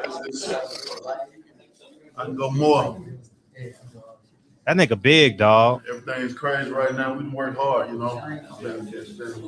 That nigga big, dog. That nigga like a superhero. The delays that we've had, it worked for us. He knocking this nigga out, dog. More they want to lie about certain things. We smile, we laugh. I post pictures of me and Malik laughing at these fools. Give us more time. Don't threaten us with a good time. Now here I am, baby. That nigga locked in, Super dog. confident in what I'm gonna do Saturday night. I have no doubt. I ain't got no doubt.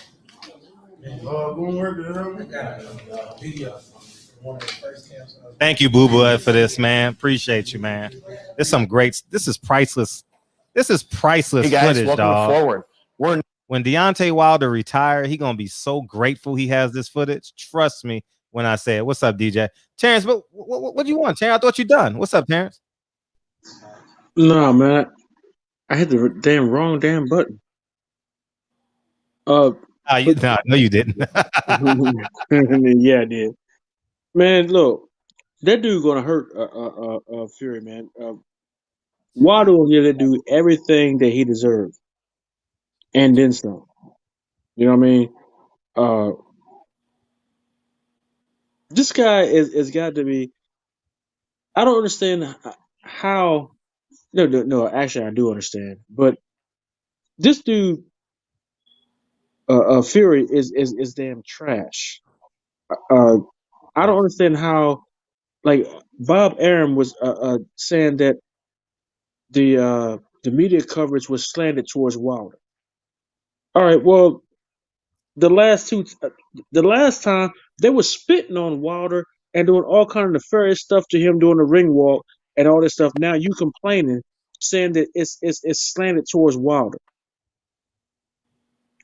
Make it make sense. You know, we find some entertainment in Bob Arum cussing out Mike Coppinger and you know what I'm saying and all that stuff. But think about what he really said. That dude's a piece of shit. Think about what happened in the second fight. What they did to Wilder during the ring walk. They was throwing shit at him. They was spitting on him. They was throwing water bottles on him. There was a goddamn race war that damn second fight. Let's see what happens this fight. That's what happens this fight. Because the people were more in tune with Wilder. Okay, now it's a problem. And that's your boy. That's your boy, Fred. Who's my boy? Arum. That's your boy. No, I think how am I? That's my boy. I said, what you know what I would have said to Bob? That's my. Are you kidding me? Man, listen, y'all niggas don't understand who I. Ask Ness from the Boxing Voice. Did I back down from his 6'5" ass? No, Fred. I'm telling you who I am. I would have went up to Bob. What? Bob talked to my woman like that? Are you fucking kidding me? No, I don't play that. Bob is wrong. And Bob 6'5". What? What'd you say? Bob 6'5". No, Bob 5'3" now. You know, I mean, he little now because he's getting old. You know, he got a hunchback.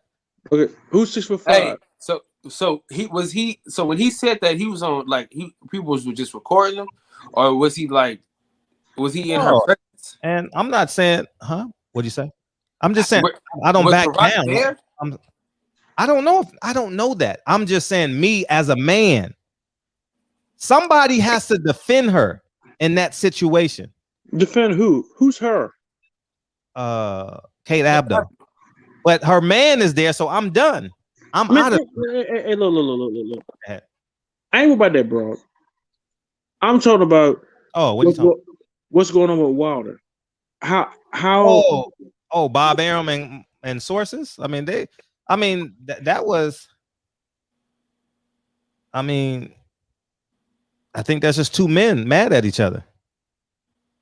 No. I think you got the context messed up. What I'm saying is that as long as the argument was against Wilder, Bob Arum was fine with it. But as soon as it seemed like that the tide has changed, Bob Arum has a problem with it. All right, man. You gotta go back and look at the video. Exactly what he said. He said that Fox was I didn't hear that. Wilder. I didn't hear that. Oh, I saw that. Biased towards Wilder. He said, "Fuck her, fuck." Yeah. I didn't hear the. I didn't hear the bitch part though. I have it in my. He said broad. He said broad. He didn't say bitch. He said broad. Broad. Hey, that's the same fucking difference, man. Oh, okay. No, I'm just saying. Shit, I say broad. I mean bitch. I say broad. But he can't say bitch in front of everybody like that.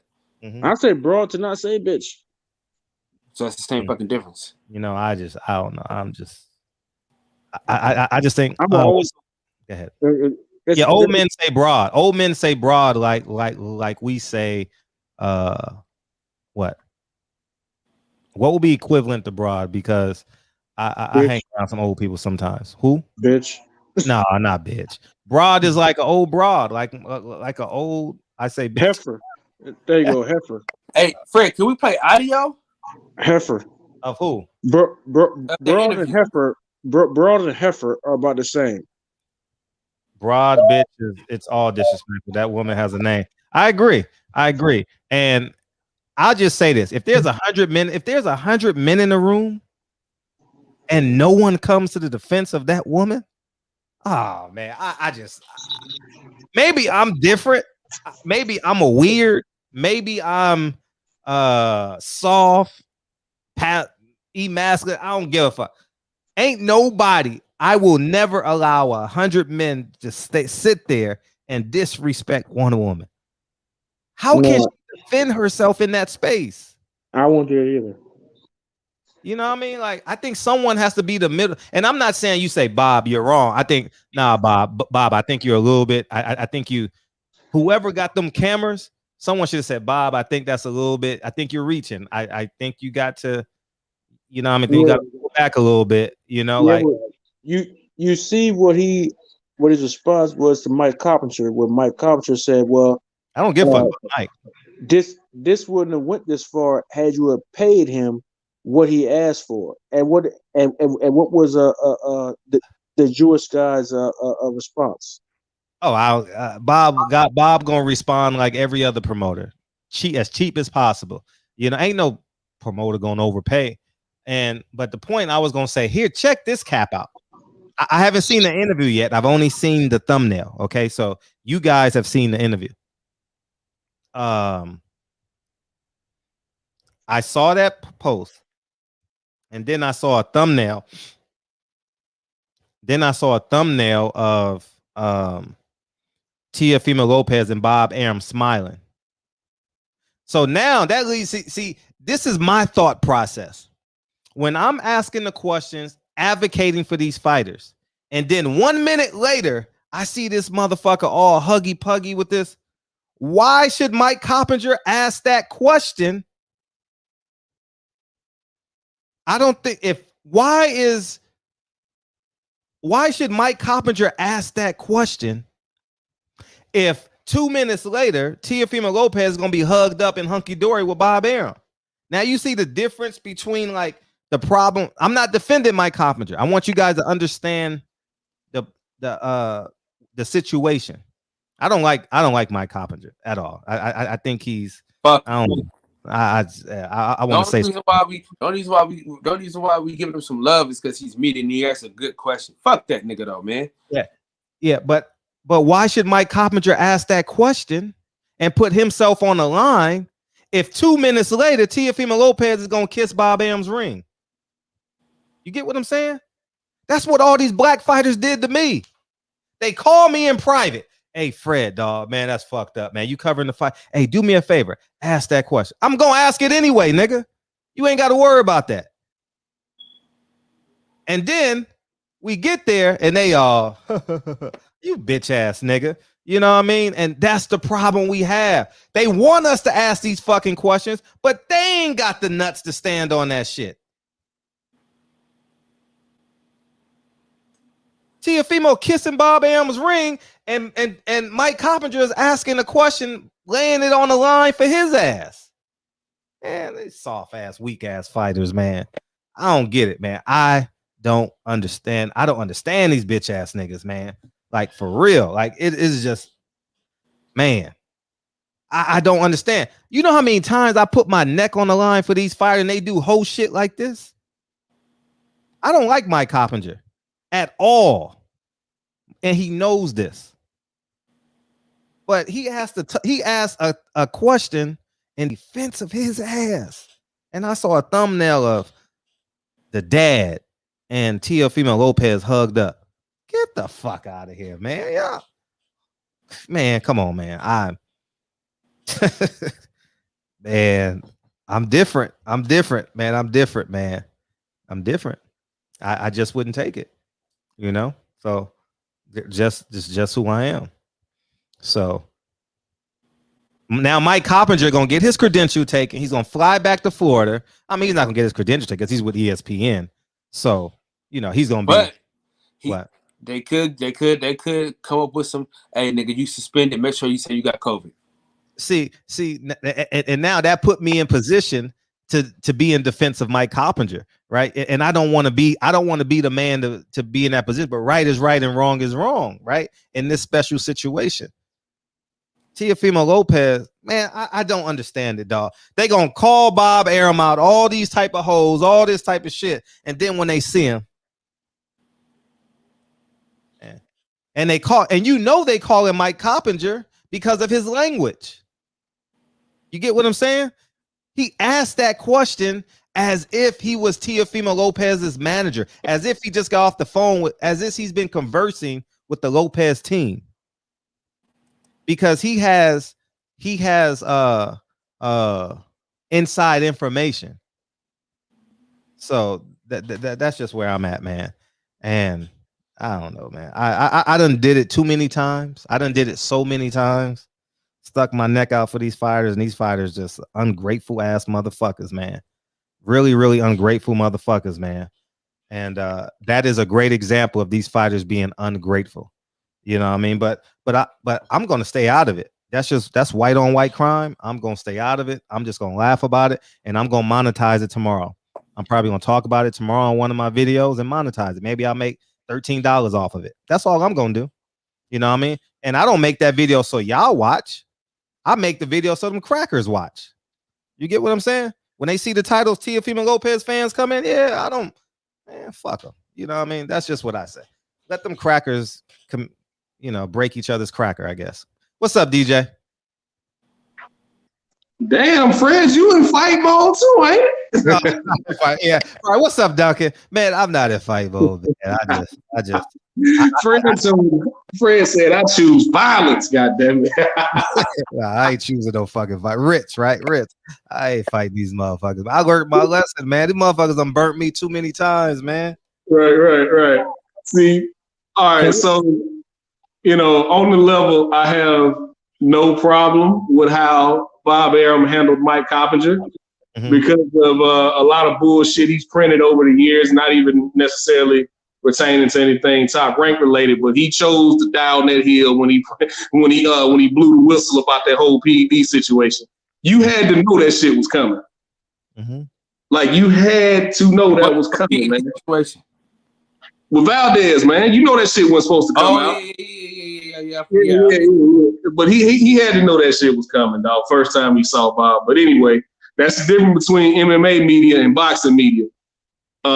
Ariel Helwani, who is universally recognized as like one of the top MMA journalists or whatever, Dana White had him kicked out of a couple press conferences, and the fighter was like, "No, bring him back."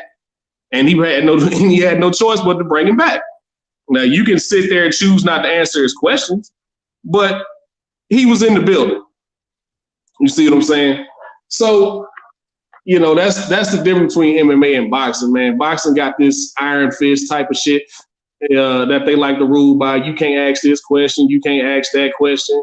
You know what I mean? And it's just, man asked a simple question. Why didn't you just pay T.O.? We could have avoided this whole situation. Well, And, that wasn't a question. It was more of a statement, though.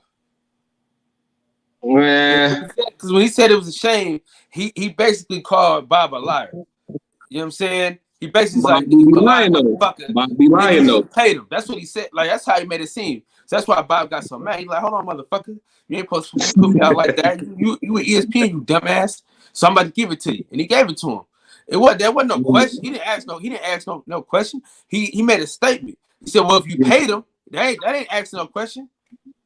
Yeah, I just thought I was concerned. Such and such. I thought Bob was gonna blow a gasket, man. Yeah, he was. I mean, but he was straining to get them cuss words out, man. He chose to. I mean, that's his choice. Like, if he choose that, he deserves. Listen, if Bob talk like that, you gotta expect a reaction. Shit, you know what I mean? Like, right. I'm not gonna sit there and be like, oh, don't hit Bob. Nah, Bob cursed his ass out. So whatever Bob gets in return is what he deserves. Like, hey, Fred, I would have said to him what I be saying to Centos. What's that? Fuck you, you old motherfucker. You know what I'm saying? Oh, bitch. I don't call him old bitch, but I ain't about to sit there and defend Bob when Bob done cursed out a nigga. Hell nah. That's Derek's job. I think his boy name is Derek. That's his job. Like, I ain't about man. Like, he chose violence. Bob chose violence. Right. Hey, listen, Fred. Hey, and you know what, Fred? Niggas wouldn't feel sorry for you. What? Nobody feels sorry for you. Everybody like, that's what Fred. I don't feel sorry for Mike Coppinger. I don't feel sorry for him. Like, no, bro, you asked for that. When you chose to leak that, not really leak, but when you chose to print that article about how they was gonna sweep up under the rug that the man tested positive for PEDs, you had to know that shit was coming. Thanks. So I think that was just him, taking his medicine, so to speak. He knew it was coming, so I'm gonna go ahead and face this shit head on. But like I was saying earlier, man, it's just I just want people to pick a side with this Wilder shit, bro. Like, stop acting like all it took was him firing Mark Breland and the accusations against Mark Breland for y'all to stop liking him. People ain't like Wilder for years. Like, y'all hated him because y'all said he couldn't box. He ain't got no technique, but Breland taught him everything he know. So in turn, you saying Mark Breland don't know what the fuck he doing. But when Wilder fires him, all of a sudden, oh, he shouldn't have did Mark Breland like that. And I want niggas to stop fake caring about Mark Breland too. Y'all don't care about that man like that. There's just another talking point for guys to go after Wilder, man. And I really don't, because I see the shit. No, we like him. No, y'all don't. Not for real. There's just another talking point for y'all to hate him, man. And to Super Coon, because I know you listening. I just need you to be the first caller come Sunday. Don't hide, don't duck and dodge like Eddie Hearn did with AJ. He kept AJ away from Wilder because he didn't want to send his chinny fighter halfway across the world to get knocked the fuck out. That's just the facts of the situation. And I don't know where all these PED accusations are coming from against Wilder. All of a sudden, well, he has metal rods in his hand, and all of a sudden it's unnatural for him to knock all these guys out like that. Let me educate some people on something. 3 of the hardest punchers in the sport of boxing have all come from the great state of Alabama. Roll Tide. Y'all hard as hell, dude. Y'all motherfuckers hit harder than a motherfucker, dog. Look at all the niggas that came from Alabama. Jay Lewis and Deontay Wilder were all born in Alabama. Don't forget Ernie. We can throw Holyfield in there too, but he kind of claimed Atlanta, so he claimed Georgia, so we'll let them have him. Just like they claim Gucci, just like Gucci Mane claimed Atlanta, but he really from Bessemer. So you heard me though, DJ. What'd you say? Ernie Schaefer's, nigga. Don't forget about Ernie. I said Ernie Schaefer's. Ernie Schaefer.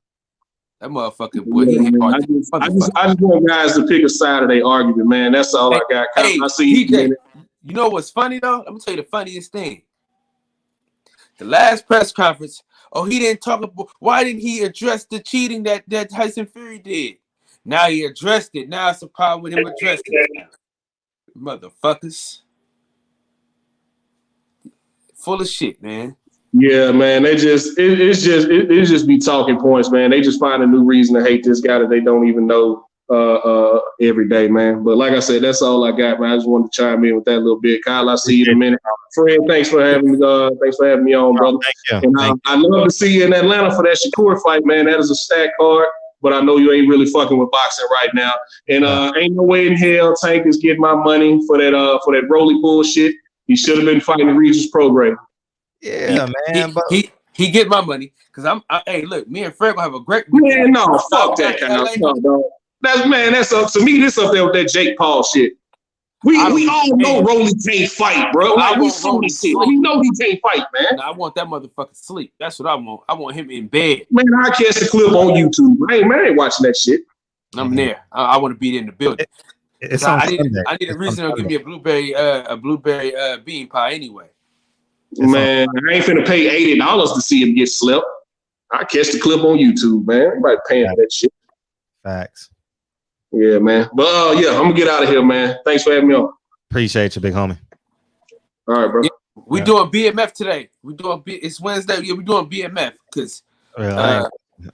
What's up, Texas? 817. Hey man. What it do, brothers? We good, man. What you got?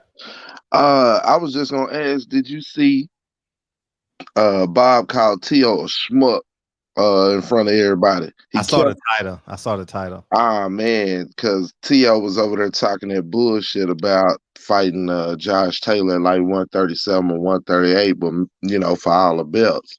Mm-hmm. And Bob was like, "You fucking schmuck, you can't fucking do that." You know what I'm saying? And yes, he did. He was on one today, wasn't he? Bro, and you could see T.O. face like instant say, you know how when a motherfucker say something wrong to you and you want to snap, but you can't, depending on where you at or who the fuck you talking to. That's me every day at work. Okay. That's matter of fact, that was me today. That was man, listen, dog. Listen. That's why I want this podcast to just blow the fuck up. That ain't even really about, you know what I'm saying, the money. It's about being able to take care of my family and not deal with niggas. I hate not being able to just give niggas what I want to give them. Because the thing is, niggas do shit because they know they can't be touched at work. You know what I'm saying? Now, if I was a no-nonsense nigga, though, if this was Kyle Davis 10 years ago. Facts. Yeah, it'd be, them times where a motherfucker try you because they know, you know what I'm saying, you're in a situation where in other places they wouldn't even try you. Before my kids, man, I'd have been cussing these folks out, man. Well, here's the thing for T.O. You already been embarrassed with the Triller shit. Bob played the mafia shit on you. You know what I'm saying? You thought you was big and bad, and Bob smacked your ass. You had to come back to him. But not only that, you out here, in front of these people, top camping with this bullshit about Josh Taylor. And he just come over there and shut that shit down and call you a schmuck in front of every fucking body. And then he called Mauricio weak ass over there, to give him the rules. You know what I'm saying? And Mauricio said, hey, man, you got to be at the 135 limit, you know what I'm saying, in order to defend or fight for those fucking titles. You can't go to 137 or 138 and think you can carry them titles and fight Josh Taylor and shit like that. So they pretty much just embarrassed T on the spot in front of everybody. But it was the way Bob was talking to him. Hold on. Damn, didn't Floyd fight for that belt? Hold on. Didn't Floyd fight Canelo at a catchweight for a belt? Or am I hot? 152. No, they made him catch. They made him because remember he said it in the show. I can make 152 and fight Floyd. But remember, just like they said when they was doing that talk or whatever, because they brought some shit up like that, and Mauricio weak ass took the opportunity to take a jab at the WBA and they shit. You know what I'm saying? When the spotlight ain't on you, you tend to talk a little shit about somebody else. So he said, well, didn't the WBA let such and such, like I think he tried to use Tank and Leo Santa Cruz for an example of some shit. And they both said together at the same time in concert, that's the WBA. You know what I'm saying? Like the WBA is shitty, so they'll do that type of shit. But here at the WBC, you'll have to make the weight limits in order to, fight for those titles. Yeah. So I just wondered, did y'all see that shit? Because he embarrassed. He called him a schmuck. Like, he called him a fucking schmuck the first time, and he called him that shit like 2 or 3 times. And T.O. told him he wasn't a schmuck. And you can see T.O. face as soon as he told it to him, you can see him kind of take some offense to it. But, he know who cutting his motherfucking checks. So he straightened that shit up. Nah, Bob was like, man, if I was 20 years younger, I would have kicked your ass. That's funny. Hey, Terrence, man, god damn, dog, what? Man, it wasn't me like that, man. Stop it. Stop that shit. Hey, I was trying to get back on. Yeah. That was for a belt. That was for the belt. That was for the WBC belt. It was for the WBA and the WBC belt. Which one? Welter, super welter, junior middle? I mean junior. Super welterweight. Oh, okay. That's what it's looking like. If I ain't mistaken, I'm reading this. But see, the crazy thing about it, the whole thing is that Tyson Fury, TB, you back, man? What's going on, big guy? What's going on, man? Tyson Fury has won these titles, ain't defending none of them. You know what I'm saying? And Wilder brought that up. He's like, you know what I'm saying? I'm a 10-time title defender. He's like, how many titles have you defended?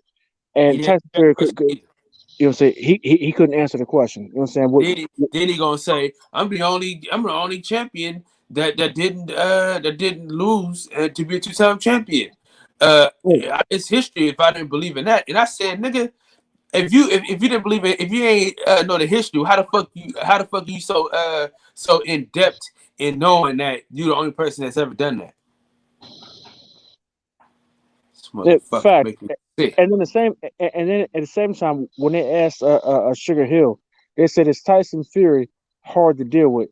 He said, "No." Just like no improv, no explanation or nothing. He just said just plain no. Now, myself. Hey, hold on real quick, my bad, TV. Mauricio Sulaiman is a lying piece of sack of dog shit. He's a fucking thief. Let me tell you, he's a lying. Hold on real quick, I gotta say this because he's a lying motherfucker. WBC super welterweight title, 7th defense by Alvarez, and that's the fight. That's the fight. Mayweather Canelo. It's on BoxRec. Super welterweight is 154 though. Yeah, but he fought him at a catchweight, Fred. I thought they couldn't. No, it gotta be over 47. Gotta be over 47. If he would have fought him for the welterweight title, that makes it. But what I'm saying is Teofimo, right? Is the lightweight champion. He has to fight if he can't defend his lightweight. If Floyd would have defended his welterweight title. That's what I'm telling you, he did. No, he fought for a super welterweight title.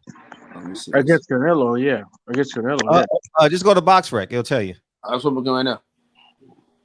Oh, but the WBA allowed you to do that. Okay. The WBA allowed them to fight for the title. Mm-hmm. That was Floyd Mayweather's first title defense.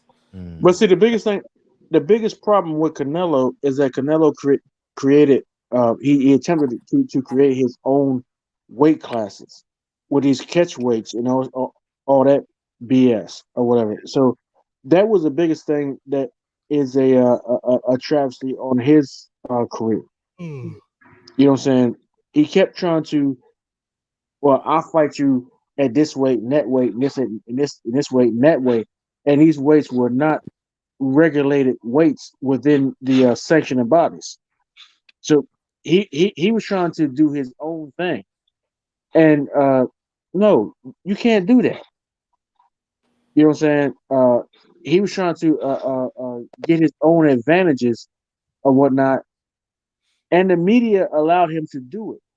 So when Caleb Plant and called him out on it, and then Clarissa Shields said, "Well, yeah, Caleb Plant is in full rights of doing what he's doing because the media is backing up Cinnamon." And no, that's not right. So, man, this fight with Cinnamon and that Caleb Plant Caleb Plant, as far as the media goes, it's a bunch of BS. Because they're giving Canelo a bunch of clout or whatever. You know what I'm saying? He's a good fighter, but he has not exhibited greatness because he has not fought. He's not fought Charlo, Benavidez, none of these guys. Even his own countrymen have have been calling him out on his bullshit. So no, I give him no credit. My personal opinion, y'all can do what you want, but my personal opinion, I give no credit because even as Julio Cesar Chavez, Morales, the babyface assassin, all of them are saying that he's full of shit.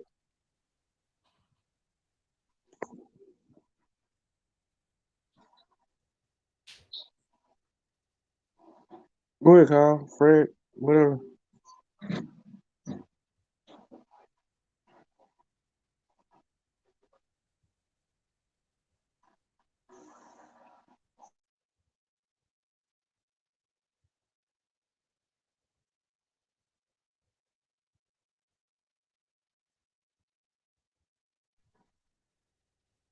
What, y'all watching TV or something? What happened? TV, you still here? I said what I had to say. Really?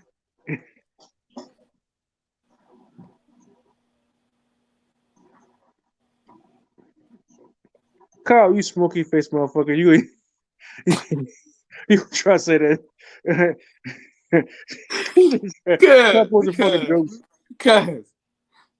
Man, nigga, you about to put me to sleep, boy. Hey, look. That quiet storm voice and shit. Hey, look, father, fuck you. I know it. I know it. Go ahead with your opinion, man. I'm done.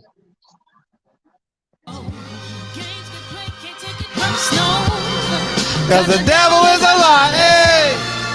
I'm telling you the truth, hey. It's all in what you do, hey. Some things you gotta do, hey, hey, hey, hey, hey. Like familiar. With much expected, much is given. Good night, TB. Good night. Hey, Carl. Hey, Carl. You know, I'm going to get you back, right? It's war, nigga. You know I'm going to get you back, right? It's the moment of truth. No backing down. Good night, nigga. For the children. For the children. It's a given. Yeah, man. Get the fuck out of here, man. God damn. Damn. That nigga putting dead people to sleep, man. That nigga God almighty. Listen. Inglewood he put both niggas to sleep. How the fuck you put both of us to sleep, dog? God damn. Oh, man. Listen, Fred is one thing, because Fred always looks sleepy and shit. But god damn, why I was so disengaged, I ain't heard nothing he was saying, dog. Oh man, start your link up, man. Start your link up, man. Start the engine over there at the boxing section, man. We about to jump over there, man. Hey, dog. Today was a great show. And we had about 14 topics we covered. Hey, Barack. Hey, you know what's dope as shit? I was looking at the timeline on Ak and Barack Ak's Instagram story, and it's like 7 hours ago they getting on the plane. It's like she's like, "Baby, I need you here." He's there. Shout out to Barack, man. Barack, Ak and Barack, man. I appreciate them, man. Yeah. Man. Hey, listen, I tell you what, man. Girl, man. She's good, man. She's good at her fucking job, dude. Yeah, I really miss the Fox show, the PBC on Fox show. She was the best person on the show. She was way better than Abner. Sean is kind of phony on that shit. Like he don't really have a backbone on that shit. He just like talking, and that's it. I think Kate was the most solid person on the show by far. I think Keith Thurman added something to the show. I think hey Fred, he did add something to the show, dog. Don't hate on it. Fred, I mean, tell the truth one time. Tell the truth one time. I'm gonna get hoe ass Kyle. My personal mission. You done started something. I ain't even did shit though, Fred.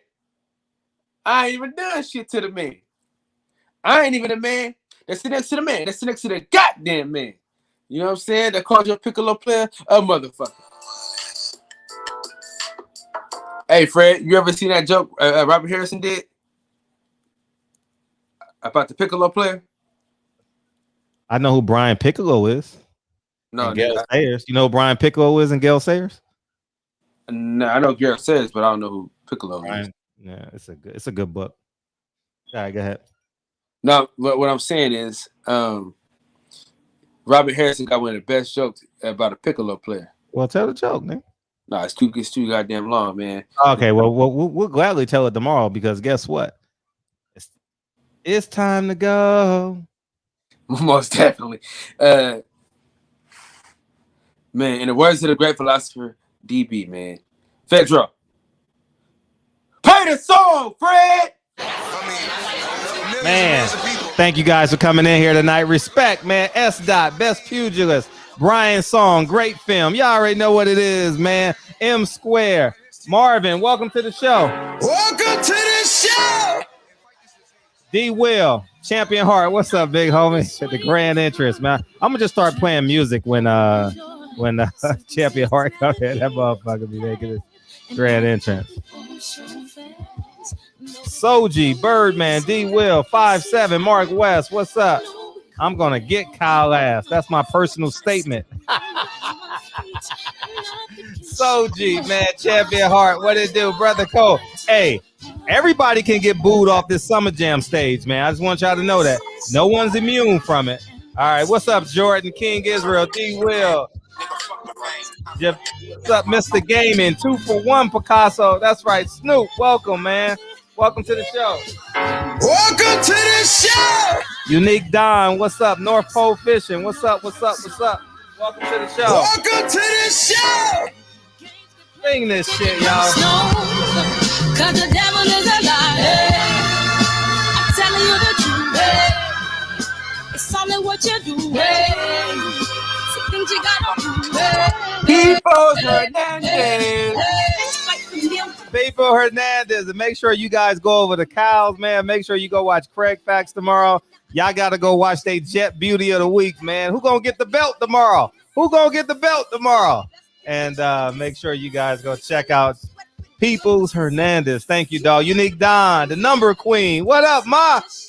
D. Will, Dave Jack, man. Sweet Science Examiner, man. What's up, man? Hey, we doing and DMS it tonight. holds true for my niggas too now. If there's 100 niggas and someone ganging up on my nigga, guess what Fred gonna do? We ride, we getting out this motherfucker. Hey, what that nigga say? Somehow, some way, we gonna make it out the hood one day. Nigga, we getting out of that motherfucker somehow, some way. You know what I mean? Shit.